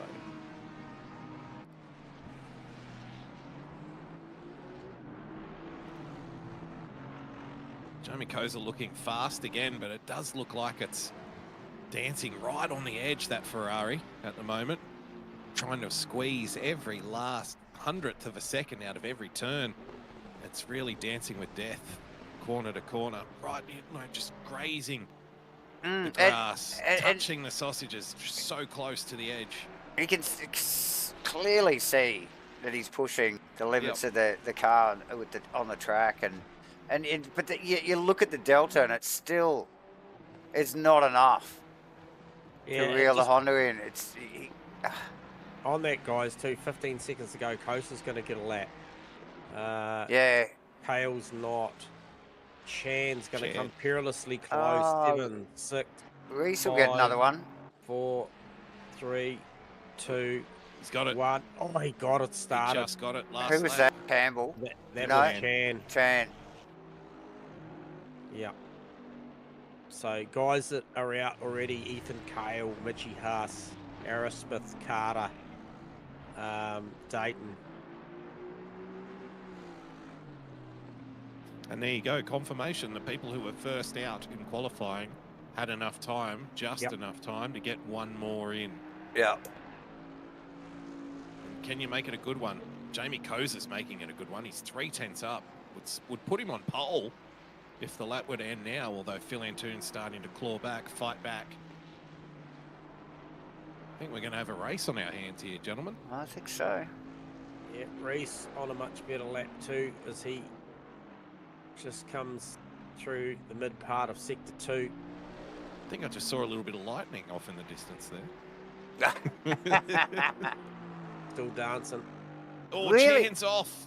Really slow, low temps too here. What do we got? 15 degrees with a track temp of 18. It's going to be stone cold at 10 o'clock at night, I imagine. Yeah. Oh, it's Reese with Reese, a big chunk hit. of time. Yeah. This lap's building here for Kosa. It's still a little shy of the mark. It's not far away. It's not far away at all. Tailing Fonodo, who just hasn't made it work. Dirty air. He's going to get a tow from Fonodo. Oh, look, the Delta's falling to the wrong direction. It's only going to come across with about a 1/10 and a half, which is not going to be enough. He will improve, though. Mitchie Campbell with a great lap to be up there in P3. Definitely. And I think that will be all she wrote, boys. I think Antoon does the business again. P1 over Kosa, Campbell, Kale, Chan, Rees, Fododo, Carson, Haas, Aerosmith. Rounds of 10. Not to forget Spence, Macrolos, Carter, Dayton, and Price there out to the 15. And then we see that Tim Nash, Steve Melling, Wadsworth battle going to recommence there. So a couple of spots now here between. Oh, it is the dark. But it's not pitch black though, because I think at this time of year it's pretty bloody dark. It's pretty dark, but it's not pitch black. I think at this time of year in that part of the world, it stays light really late, doesn't it? In England, so and the northern. I think where are we in the northern part of England? I'm not sure. I can't remember. But it stays because there's still a bit of grey. It's not totally pitch black just yet. There's a little bit of grey out there behind. Maybe that's a moon shimmering through the overcast conditions. Perhaps that's what's illuminating the sky. Yeah, well, through your rose-coloured glasses. I'm putting a positive spin on this. I've eaten more carrots than both Davo and I, because, mate, Interestingly, though, it is a dry race, so no rain. And none on the forecast, too. I'm just looking at the forecast. It is dry for the next 30 minutes. So not a drop of rain tonight. That would have thrown some people through some loops. Certainly would have.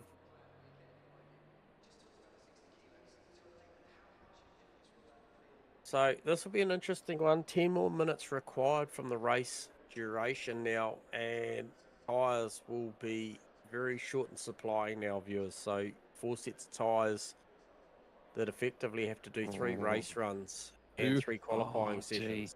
I wish now we had kept more of an eye on what people were doing with their tyres for the first couple of races. We've been caught out as well. I'd love to know who's got fresh boots left. Has anyone kept a set for this last race, or if they burned them up? Have they Ethan gone? Kale has. Yeah, he definitely has. That's right. Parked it very early in race 2. Yeah, so maybe one to watch, starting in P4 as well. But the McLaren has struggled tonight, although we've seen some good performances in it. Speaking one of which, just want to make a little tip of the hat to Sam Carson, running in the silver class.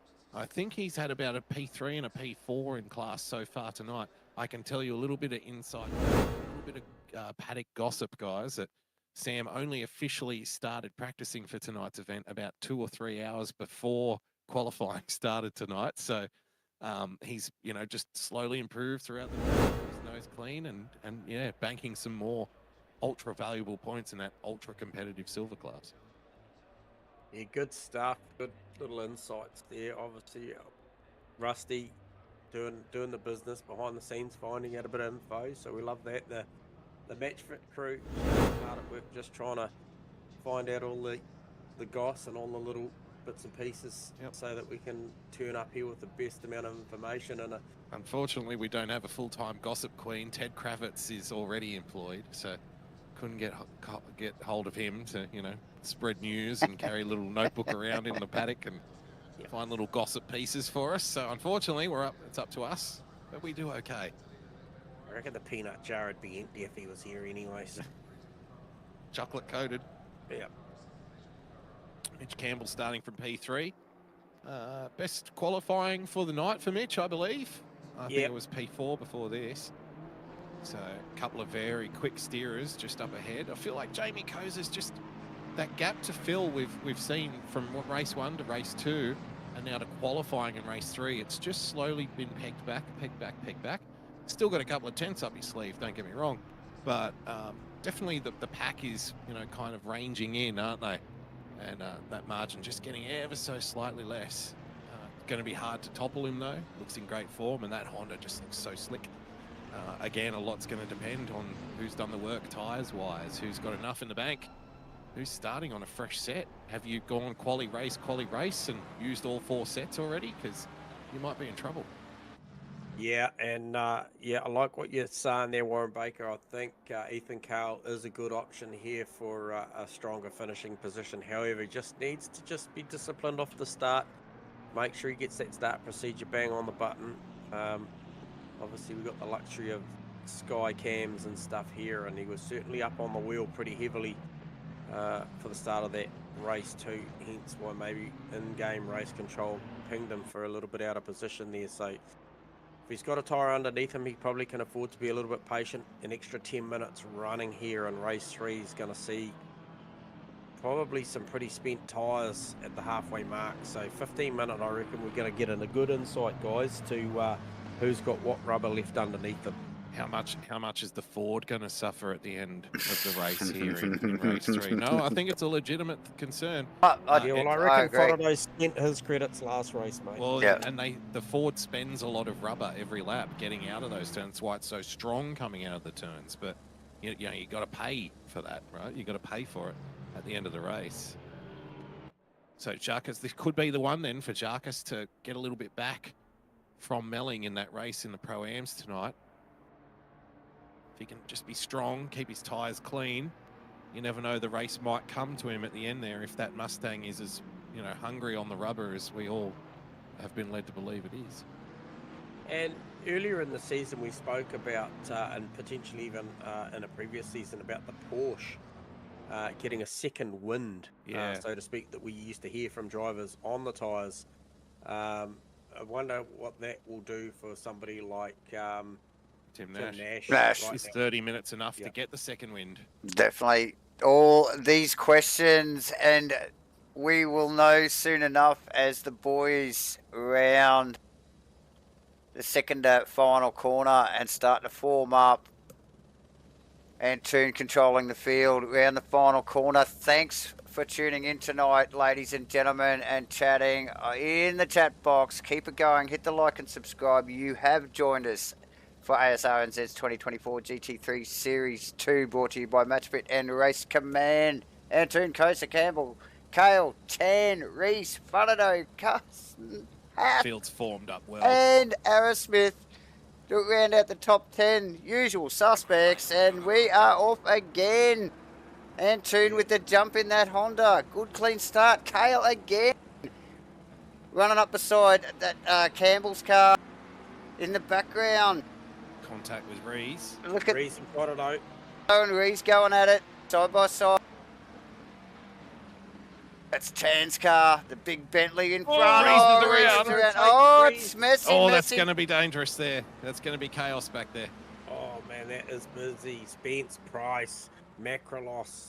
Look how Second time tonight for Reese. Turned around in the same place. That Aston Martin, I'm telling you, that Aston Martin is so slow coming out of those slow speed turns. The second half of the corner is. Yep. It is. I thought the same thing when we watched the first one earlier in the night, and it's still going on in the background here. These guys trying to find plenty of side, but elbows out racing. Gloves are all first lap this time, boys. Oh, who's that? Dayton on the outside. Turn the lights off. He's down Turn the outside of. People start playing around, don't they? When the lights are out. Yeah. So so it was around the outside of Jarkus there, and now with Melling well in his sights there.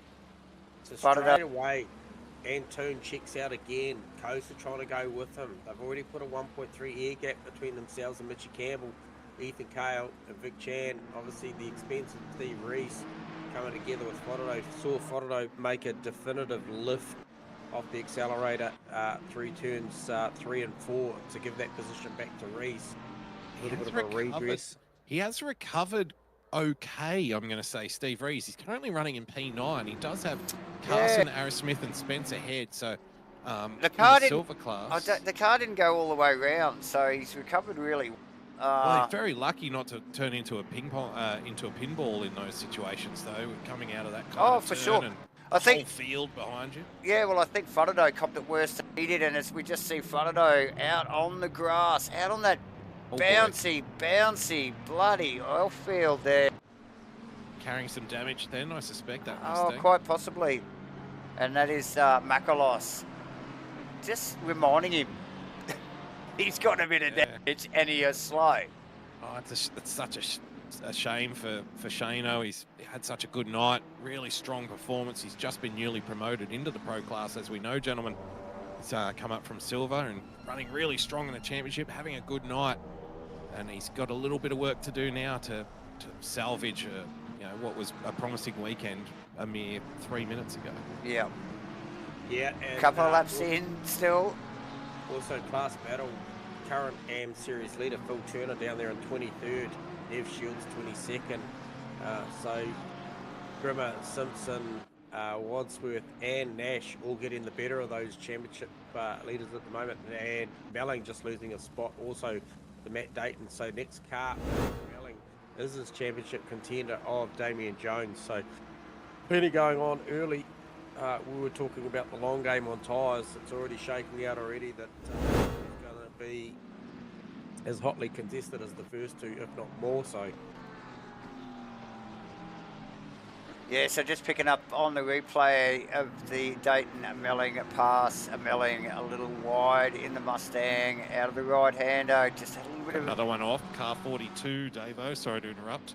Yellow flag in sector 2. Car 42 is Uncle Grimmer. Joe. Yep. Joe Grimmer. Been involved in an incident. And losing positions to Turner and Shields there. Yeah, who themselves are a long way off the back of the pack. So I wonder if there was a three-way incident, maybe? Something going on there in lap 1.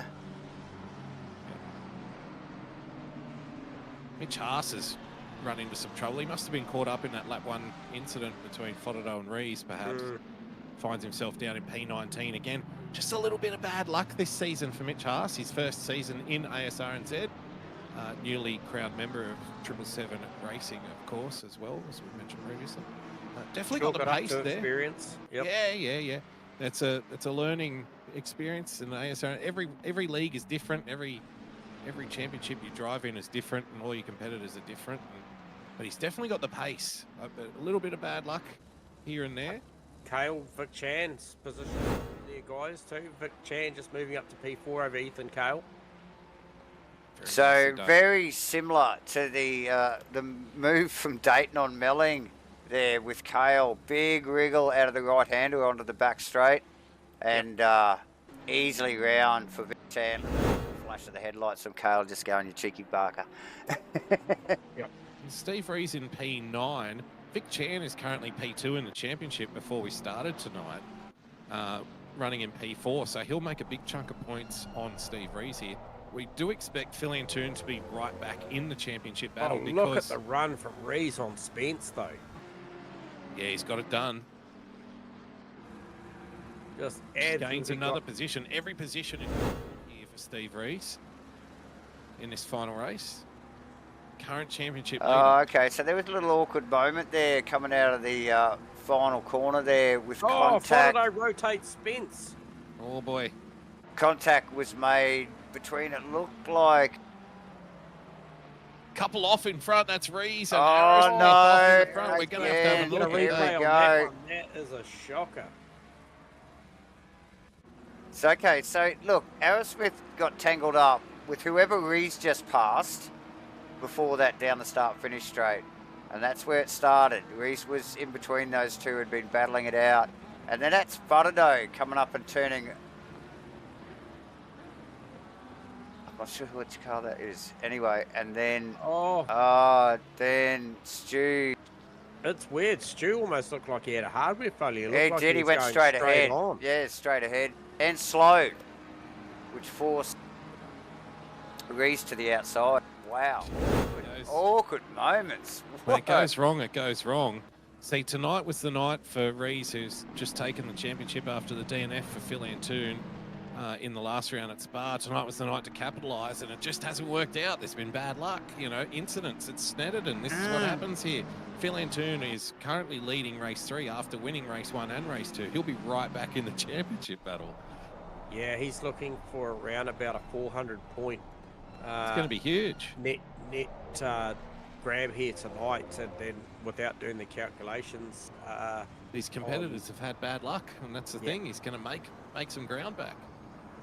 It's back on. Another three rounds to go after tonight, of course, and the super sprint last round at Bathurst. Don't miss that. Oh, that'll be epic. Oh, Carter! In the bad bounce off the turn 1. Oh boy, they're dropping like flies in the dark. That is an angry pack that he now finds himself right in the middle of too. JC. He's battled tonight. He's been another one. It's a track for scrappers, isn't it, Snetterton? It's you win here, but you win. They're racing like they're in BTCC cars. Yes. Which is what you normally see racing around here. Got to scrap around here to fight and claw, and it's not a graceful circuit. Not at all. Not at all. Patience. Blue collar. Patience definitely goes blue collar. Patience definitely goes out the window, doesn't it? Yep. Oh dear. And Tootin bridged that gap already up to 1.2 seconds, guys. Big air gap from Kosa back to Mitchie Campbell now, 6.4 seconds.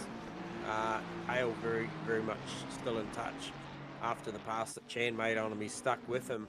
But how about Tim Nash currently running P11? Yeah, he's in the M class. Yeah, he's on and holding back somebody like Matt Dayton, who is an outstanding performer in the pro class.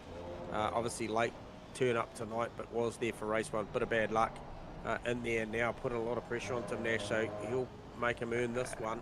Yeah, look, and the talent that's behind him, he's got Melling and Reese and Wadsworth, and it's just there. List of people. Someone's off ahead. That's Spence. Yeah, Tony Spence. Nash is going to go straight away. Top 10 for Nash now. With that move, yeah, so that little mistake from Spence just put Nash just right at the right time. Gets the run, makes it happen, but look what's going on in the background here. Oh, Spence, look at it. It's a freight train coming. Talent and there's a lot of dust plumes on corner exit too, I might add, going on. It's busy. It's busy. It's very busy. Steve Rees at the back of this pack. Just jump on board looking out the windshield of Steve Rees and look at the work he's got to do to get back in this race. Look at what's ahead of him. Oh yeah. Half a dozen cars. And like a lot of them not even in class. You know, Melling's different class, Carter's different class, Spencer's a different class, but none of them care. They're out there racing each other. Dave puts a move on Spence. Now John Carter looks to put a move on. Oh, trouble. Well, they got away with that one, but I tell you what, Steve Melling had to check up, and it's going to give Reese an opportunity to get a run now. But look at the Mustang's horsepower here. Oh. He had nowhere to go. Wow. Super close stuff. All that work for one position. Yep. Another half dozen to go. Carter run wide there a little bit. Gave a bit of breathing space back to Spence. Not much. The night does change things too. It just Rees runs up really wide on Carter there. Melling generously lets him keep it. Watch this Mustang down the front chute though. Watch him range up on the back of Reese down to turn 1 here. He'll actually have to roll out the throttle. I think he's going to follow through like an ambulance in peak hour traffic. Yeah, I don't think. We just picked up on the replay of that Rees and Melling situation there. I don't think Steve-O really had anywhere to go. No. Because he was just coming out of the corner. Rees was actually on the line and legitimately on the line still, but slow. And Steve-O just had to check up. Interesting stuff. What a group. It's hot. Turner on Sharks as well in the background, in behind all that. Campbell as well, mind you. Asrnz in clear air, as is Simpson just in front of, after getting tangled up there earlier with Rees. Surprised Asrnz is so far back with Rees already up a few positions on him. Haas in recovery. Wadsworth making a good showing again tonight. And of course, Steve Melling now in the clear air after that angry little freight train just barged past him. He's probably just thinking, okay, I can settle into my race now and stop burning the tyres on this Stang. So, but Rees now with Carter clearly in his crosshairs. Now, guys, is the Antoon car spent a lot of rubber here tonight? Last lap round, 45.5 for Antoon. Kosa, 45.4.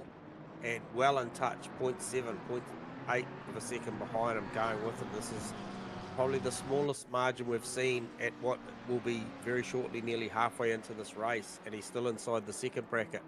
As the Antoon Honda spent a lot of rubber going as fast as it has been going. So that'll be one to watch. Very interesting, yeah. Also, Vic Chan on Mitch Campbell. I've just been keeping an eye on that battle for the last lap or two, and it just looks to me like the track, it's the heating conditions up. are starting to they're coming to the Bentley though. It's just starting to look a little bit stronger than the Ferrari currently, and that has not been the case in daylight. The Ferraris look fantastic. So the Bentley very strong at the moment. Rees on Carter. Gets it done. Or does he? Yes, Well, Carter it yielding. didn't look very contested. It looked like he was sort of Gave him the space. But definitely. so easy pass there. Carter letting Rees pass. Sam Carson, great job so far in the silver class. We mentioned in pre-race. Currently running in P6, gentlemen. Ahead of Macrolos, Shane Fododo. There has been incidents up and down the field, we know that, but you do have to make hay while the sun shines, or in this case, while it sets, and get the absolute best position you can. So P6 for Sam Carson. We'll see him take a big chunk of points in the silver class battle. I think he's currently running around P3 in that championship. So there's battles, there's movements, there's going to be a lot of numbers to shake out after this round. Yeah, look, hey, I think he legit did out-qualify the likes of Haas and Aerosmith. That's this one though. So. Oh, sorry to interrupt there. Right. That was Dayton into. Oh boy. Still off. Dayton into Carter, was it? It's rejoined P17. Stu Arrowsmith behind, who's obviously had a rough night. Something's happened there with Stu. Was he involved in that, or? I don't think. Just trying to see who it was. It wasn't with. No, I think it was actually someone Firth. Okay, so Rees just threw on Spence, 2 guys as well. So Rees up to P10. Tim Nash, P13. So the expense of Tim Nash. So he's got Melling behind him. Yep. Steve having another strong race here. Where's Jarkus?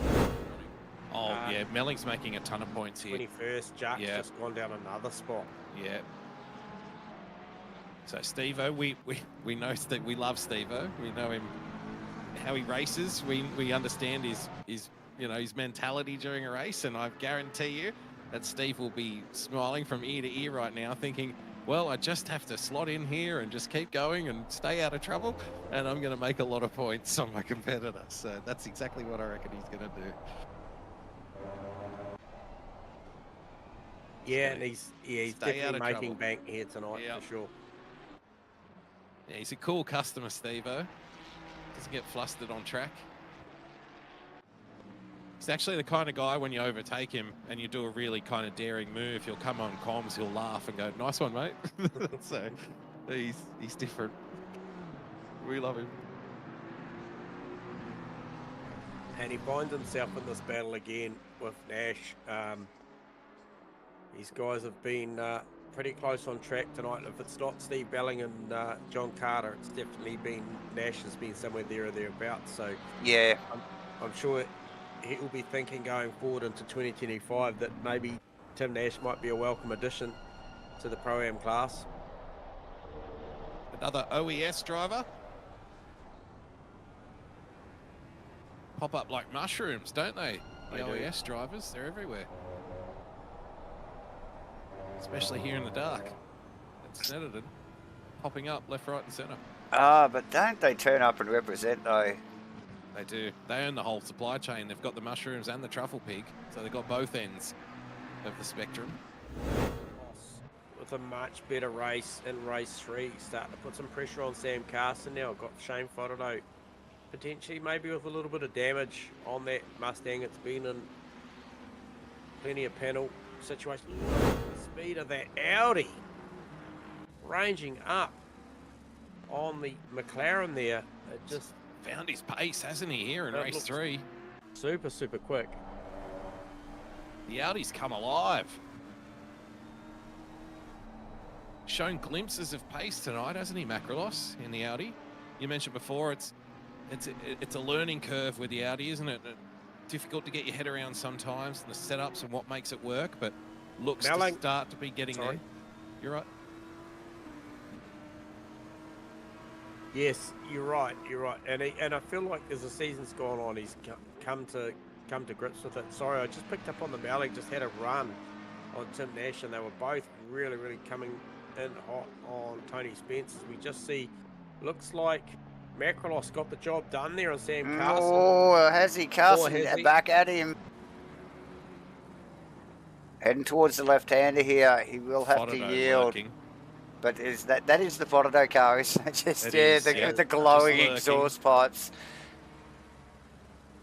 Nash hot in pursuit of Tony Spence in one of the McLaren. That Fotterdo Mustang right now is doing a reenactment of the truck in Stephen King's Duel. Do you remember that movie from the late 70s? Yeah, that's what it looks like to me. Just looming, headlights looming in the background. Just run you down over time. So Carso in a bit of a sandwich there. Oh no, unforced error there from Carso. You've got to be so careful when you run wide.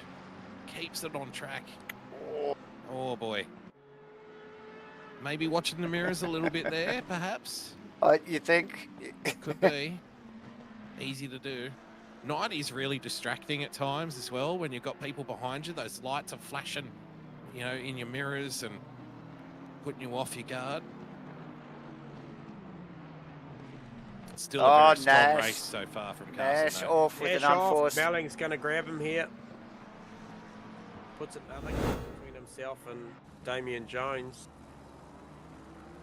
Yep, Jark is still running in P21. He is catching up to the back of that Turner-Wadsworth little battle there. So there with a big tank slap, big slide through the left-hander as they come out underneath the bridge on the back straight, and just had to grab it up, flicked it off track, kept it pointing in the right direction, but losing a position to Melling there. Unlucky for Nash.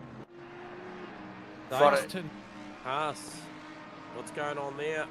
Oh, what's up?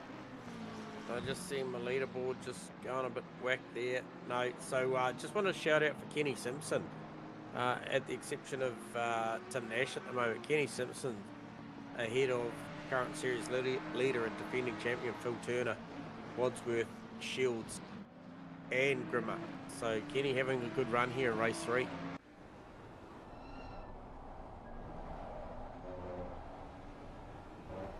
Shane Fotterdo on the back of Macrolos, looming large.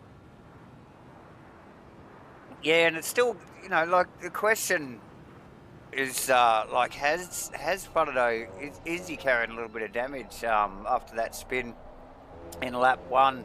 He was the pinball, wasn't he? And got knocked a couple of times before getting the car going. Car doesn't look as quick as it did last race. Rees is another one in the same boat. Definitely. Maybe carrying a little bit of damage. What's his best lap so far, J-Man? Is it a 46.6 for Rees? Yeah, it is 46.9 last lap round, 46.6.22 for the best one. Yeah, so I feel like that's a good second off his best pace, race pace that you would expect, isn't it? So potentially a bit of damage there.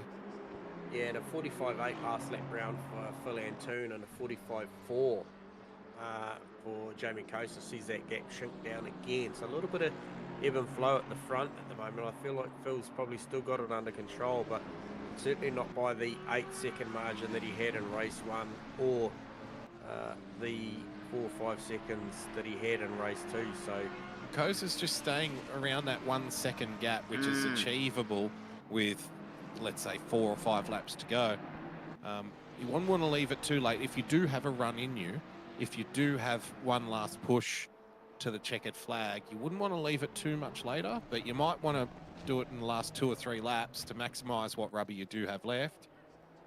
But yeah, second, it's doable. He's in the hunt. Yeah, he's right there, like clearly in the same frame there on screen. Kosa keeping up with Antoon a little bit more. Tyres will be an issue for these guys as we just see Kosa run wide on the final corner. Only 4 sets over the weekend.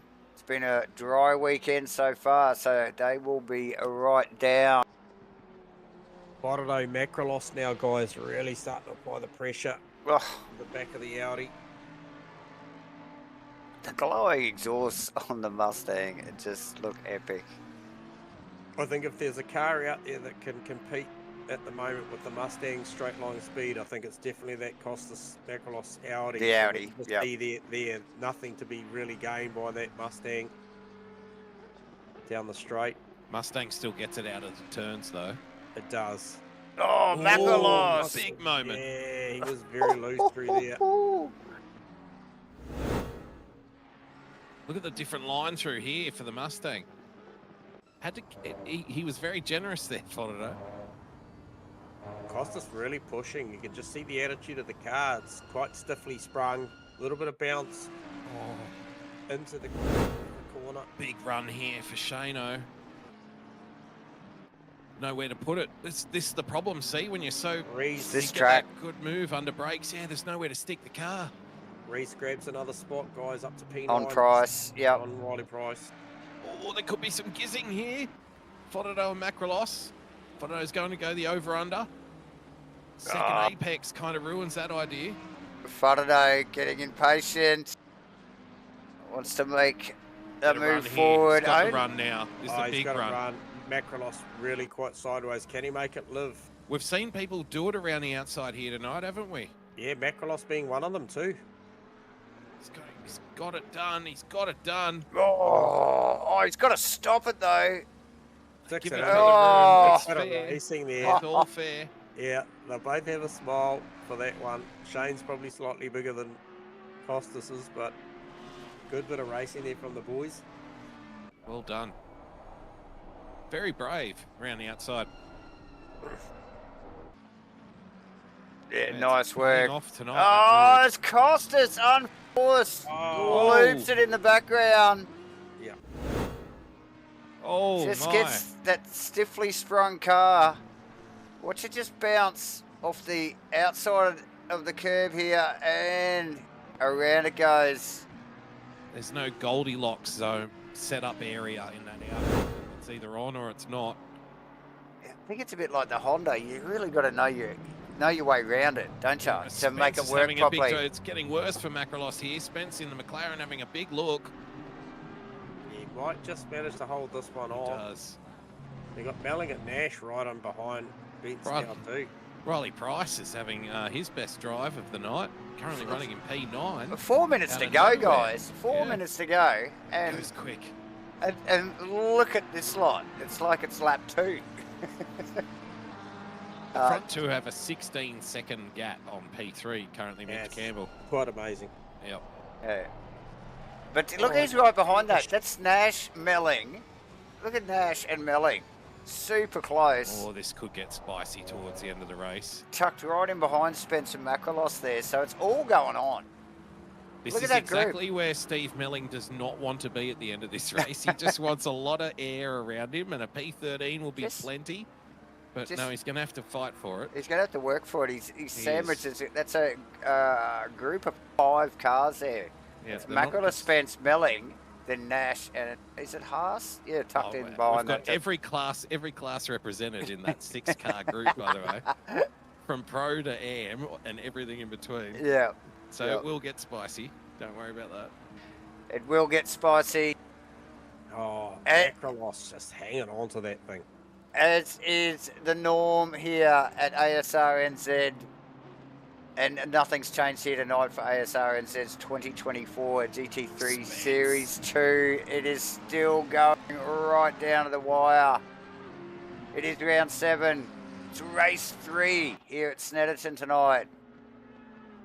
MATCHFIT Entertainment bringing you the broadcast live on YouTube. Thanks for joining us, everyone, tonight. Remember to hit the like and subscribe button, guys. Don't forget that.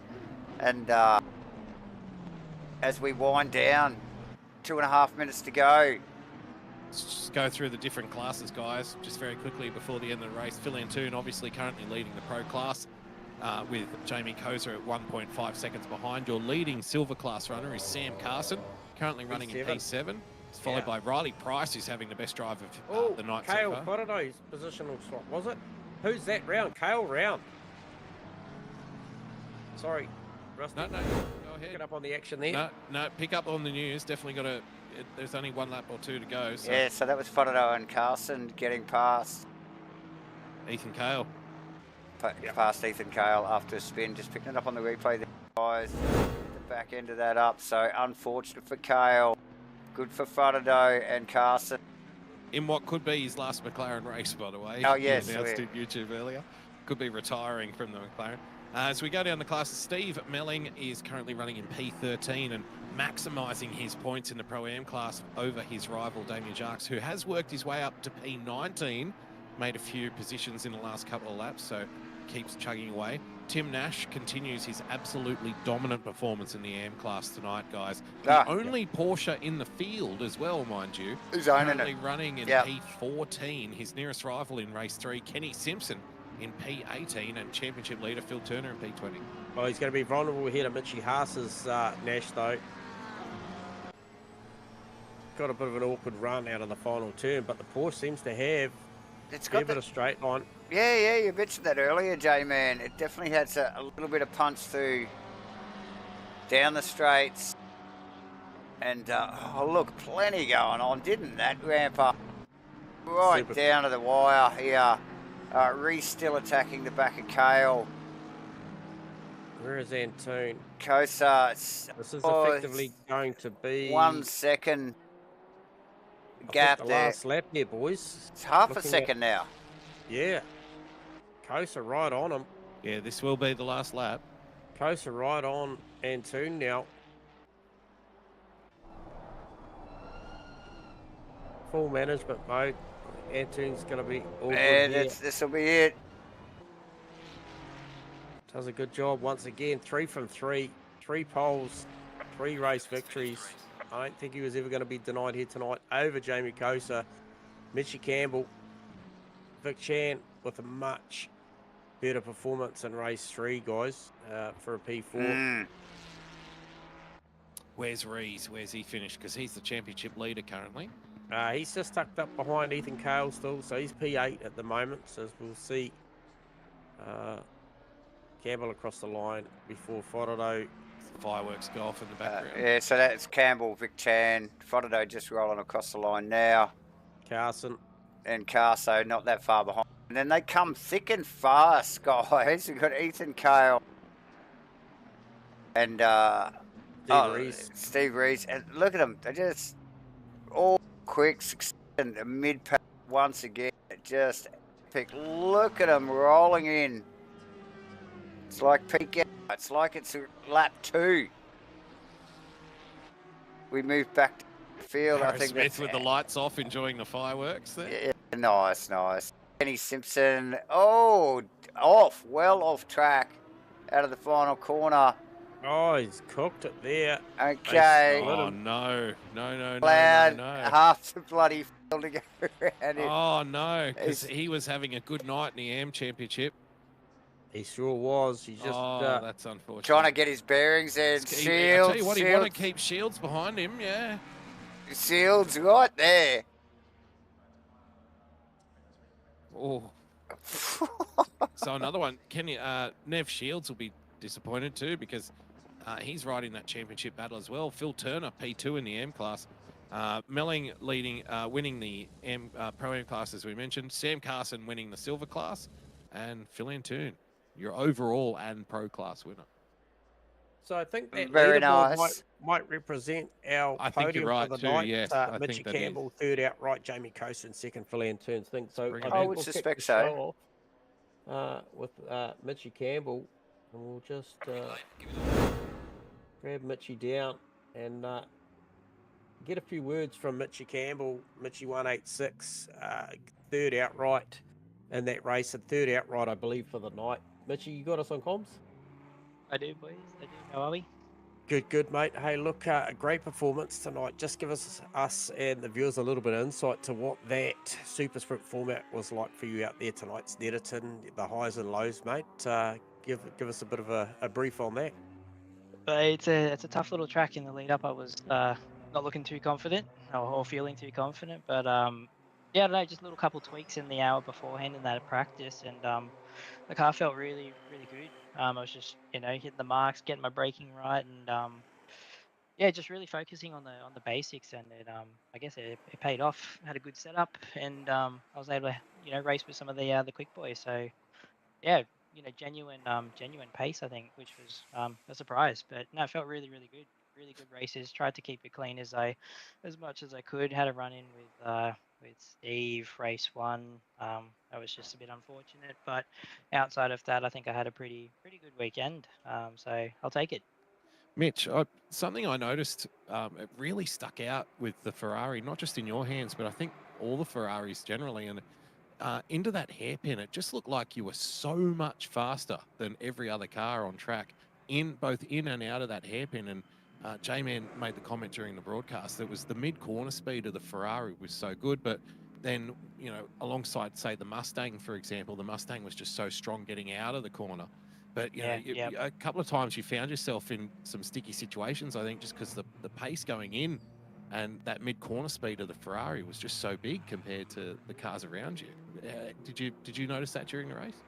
Yeah, I was kind of watching the relative, and like you said, like every time I got to that hairpin, I was able to gap Vic. It was sort of fluctuating, but every time I went in and out of there, it'd be like 2 tenths, and then I'd sort of lose it or thereabouts, throughout the remainder of the lap, but then steadily built on that. But it was a rocket into there, and just had some good starts too. I think I qualified not so well, and then I was able to just sort of send it a little bit and made up a couple positions in those earlier races, which was good. So no, pretty good racing tonight. I'll quite happy with the outcome. Nice one, mate. Yeah, good stuff, You mate. should be. Good to see you back on the top of your game, Mitchy. I think you In a while. really come to terms with that car at that track, and all the best for the preceding rounds, mate, because that was a hell of a performance, mate. So thanks for the chat, mate, Cheers, and boys. talk again soon. Cheers, buddy. No worries, boys. Have a good one. Cheers. Mitch Campbell, All right. everyone. Mitchy Campbell. Great race. Yeah, beautiful job by another one of the OES drivers. Next cab off the rank is Jamie Koser, I believe. Jamie Kosa. Yep, so grab Jamie down for a quick chat. He had a pretty goddamn successful night trying to chase down that Honda. But Jamie, you got us on comms, mate? Hey guys. Mate, first and foremost, well done. Exceptional performance tonight. Sees you, I think, second outright for the night for the 3 races. Just give us a bit of insight, mate, to a couple of things. Across the spread, the highs and lows of those 3 races, and then like to just touch base on tyre strategy. Haven't asked anybody as of yet what that played out like, but give us a little bit of insight and the viewers to what that looked like. Yeah, I felt like it was a bit of a tough night. Haven't had much experience around this track, so felt like I was constantly learning something, and only managed to do a few sessions in the lead up to the week. But yeah, I made a mistake in the first race, so I learned a lesson there, ending up on the grass. And but in that third race, I had a really good lap in quali, but lost a couple of tenths, so I might have even troubled Mavs pole in that last race. But he was just a bit too quick, and he's just waiting for a mistake that he didn't make. So good job. But the tires I just ran one each in quali in the race for the first two, and then I had a fresh pair for quali and one for the race in the last race. Okay, so not too bad then, and it hung on to its tyres relatively good towards the end. Yeah, I was kind of hoping that with the Honda being a little less kind to the tyres, that it might come back to me, and it kind of did, but not in a decent enough way that I could really trouble him. Jamie, I wasn't even sure the Ferrari was going to be one of the fastest cars here tonight, but it just so happened that just quietly yourself and Mitch Campbell ended up taking up P2 and P3 for the round. And obviously the Ferrari must have been quick. We spoke to Mitch about just how strong it was in the hairpins, and it was strikingly strong on track compared to competitors. But did you expect the Ferrari to be as quick as it is tonight? And you've been really strong in the Ferrari all season. How do you personally find you connecting with the car? Yeah, I thought it'd be a bit of a tough one tonight, but it looks like a lot of the other guys perhaps didn't really put it together. So perhaps that just managed to just squeak in between Mav and everyone else. It was really good in the hairpins and under brakes. It always is, but it definitely caught me out a couple of times when I was following really closely. I really had to note that my usual braking marker is probably going to be a bit later than the other guys. So aero wash stuff. Yeah, no, it was very noticeable. Not just the braking and entry. It was probably for me, and I think Rusty as well. Like just that, if we could have got a mile an hour on how fast the car was right at the apex, the middle of the corner, it just visually looked so much faster through there. So just that mid-rear rotation that thing had was pretty outstanding. But equally so, yourself and Mitchie made that work. It was like you unlocked the keys to that thing around there, and it really showed. And for us to sit here and different camera angles, and pretty much every camera angle for me, it looked like, man, that thing is just hooked in the front, in the middle of the corner. It looked like you had so much turn in the car. So well done, mate. Another super successful round, but we won't get a chance to talk to the guy that was up the road because I think he's taken off already. But thanks for the chat, Jamie, and looking forward to what you can turn up and challenge him with next week. Yeah, cheers guys. Thanks. I'll catch us then. Cheers, Jamie. Jamie Cursor, everyone. Yeah, and hey, look, we'll just do a little bit of a shout out, Mav. Obviously, busy man, maybe a bit tired, going so fast, spent so much energy. Time traveling. Well, can we bring one more in, because he has volunteered his spot to another driver, and I just wanted to grab the opportunity to drag in our current AM Championship winner from last season and our current AM Championship leader, Phil Turner, who I think had a 50-50 night. Phil, is that the way you'd describe it? A couple of good results and maybe one not so good? Yeah, I mean, it's points on the board. I think overall for the night, I've probably gained a few on Nev. Yeah, Nev was a bit unlucky in that final race, definitely. So, we had it coming together and early on, but that was again just a nothing, if you ask me. But I mean, look, I know I'm racing against, I know I've got to score points against, and tonight overall tick done. On to the next one. Love it, mate. Fantastic. And with that in mind too, Bill, closing it down, I know you personally, you're quite calculated when it comes to these things, and you'll be crunching the numbers and knowing the people around you that you got to race. So I guess what I'm hearing is no real panic at this point, mate. Just keep picking them up, and as long as you're on the right side of the ledger each round, you're doing the business. And I mentioned it's above our pay grade, but potentially maybe the last season in AM, mate, and you know you would have earned it if you back to back this. I'm sure. I'd like to hear your opinion on that. You know, the step up. It's a big step, but what you Hang thoughts on, he's around got to that win the back. What are you 2025? putting that on him for? He's got to win the back-to-back first. The No, man's no pressure. confident. The No man's pressure. confident. Oh look, there's what 3 more rounds. Yeah. There's still a lot of points left on the table. I mean, I'm going to be honest. I've been since lap 1 at Kyle Army in round 2. It's been an uphill struggle. So I honestly didn't think I was going to be at the pointy end of this. I had a real good result at Red Bull, and made huge gains. And now it's just keep driving how I've driven all season, which is try and catch the guy in front of me. I feel like I'm slowly but surely catching the likes of, you know, Steve Mellon. I was chasing Jacques in that race.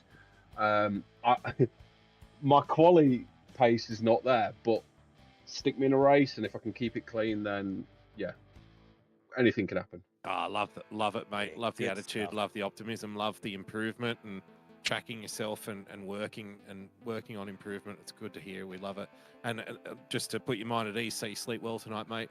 In your championship defence, the next 3 rounds are Monza, Donington, and Bathurst for a super sprint round. So yeah, well, I mean, plenty of Bathurst fireworks. was the last round last season Yes. as well. Right. Yep. And casting my mind back, I know I beat Nev there as well. So it's, he's I mean, confident. Send me a message. it is what it is. But hey, Hello. next round is Monza. That's right. Yep. And So, that's an enduro. Yep. We've just got to get through turn 1. That's it. Get through turn 1, then you That's it. finish basically. Yeah. Yeah, spoken we all like know- somebody with experience, mate. Well, we done. all know that Ferrari's good on fuel as well. So There we we'll see what go. happens. Love Yeah, it. good It's awesome. stuff. Awesome, Phil. Well done once again, mate. Like you said, just chipping away at it, gaining points every round. And all the best, mate, for the next one. We will be watching, mate, and I'll no doubt catch up with you tomorrow. I do need to see it. So thanks for the chat. Yeah, all good. I'll see you tomorrow, and thanks for the broadcast, guys. Cheers, mate. There he goes. Bill Turner. Good It was stuff. Tim Nash's night tonight in the M class, wasn't Yeah, it? would have loved to have He had was a chat dominant, with Tim. He but- he had a breakout night. We see these breakout drives time and time again throughout the seasons, don't we, Davo? And Yeah, obviously, definitely. you Rusty, you know, and that was one of those drives. That's one that was Tim stepped up tonight, and performance of the night for me. Obviously Mav was outstanding, but realistically looking throughout the field with what was an action-packed night, Tim Nash probably really comes to mind. Definitely featured plenty throughout the evening on the live broadcast as well. As did a few of the boys. There was a few standout battles going on there, and the mid pack as usual stellar. Awesome, great call, guys. That is a wrap for Asrnz's 2024 GT3 Series 2 broadcast and brought to you by MatchFit Entertainment and Race Command. We're going to give away some shit before we go, guys.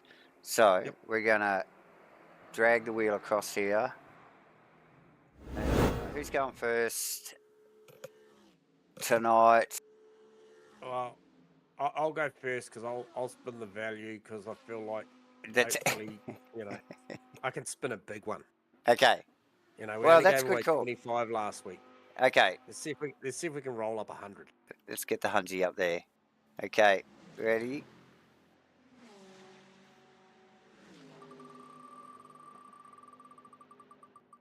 Come on. 25 it is, ladies and Oh. gentlemen.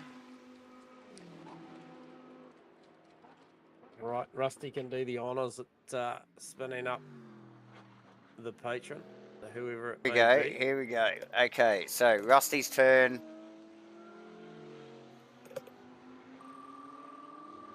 And off we go. Smash it out. Who's the 25 bucks going to? Who do I love? We're Who gonna does go. Lady Luck Oh, love? are you kidding me? Oh, Tim Nash. Tim Nash. And you know who it just missed was Phil Turner. For freaking hell, that was. They were calling for it in the chat. They wanted It Nash was to Nash. It was win. Nash. Look at that. That is look. People are going to say, "Oh, it's a setup. It's a conspiracy." I can tell you, it is a complete one of those random online things that Oh, I you just can't put all the believe that. names in and hit spin and off it goes. Nash Lady Luck tonight. Hey, how about that? All 3 races in class victories, and wins the prize, the chocolate wheel at the end. Yeah. Oh, that's a grand slam there. Yeah, go and get a McDonald's combo, mate. Oh God, that's next level. Awesome Good stuff. stuff. Yeah, Nah, awesome, totally boys. deserved it. Yep. Yeah, so a couple extra bucks in the pocket anyway. At the end of the season, 3 more rounds, like the boys just mentioned. Yeah. We will be giving away just a little bit of extra bling for your rig and another stream deck to go beside the one you've already got. Yeah, it's going to be awesome.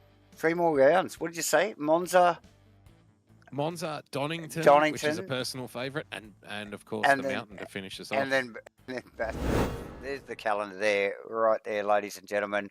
We just wrapped up Snetterton round 7, a super sprint. So next up, Monza Enduro. Can't wait for that. Awesome stuff. Thanks for joining us again here tonight, ladies and gentlemen. That is a wrap for tonight. We will see you next week in Monza for the Enduro. Monsington. That's right, for the Enduro. Ladies and gentlemen, thanks for joining us. Bye for now.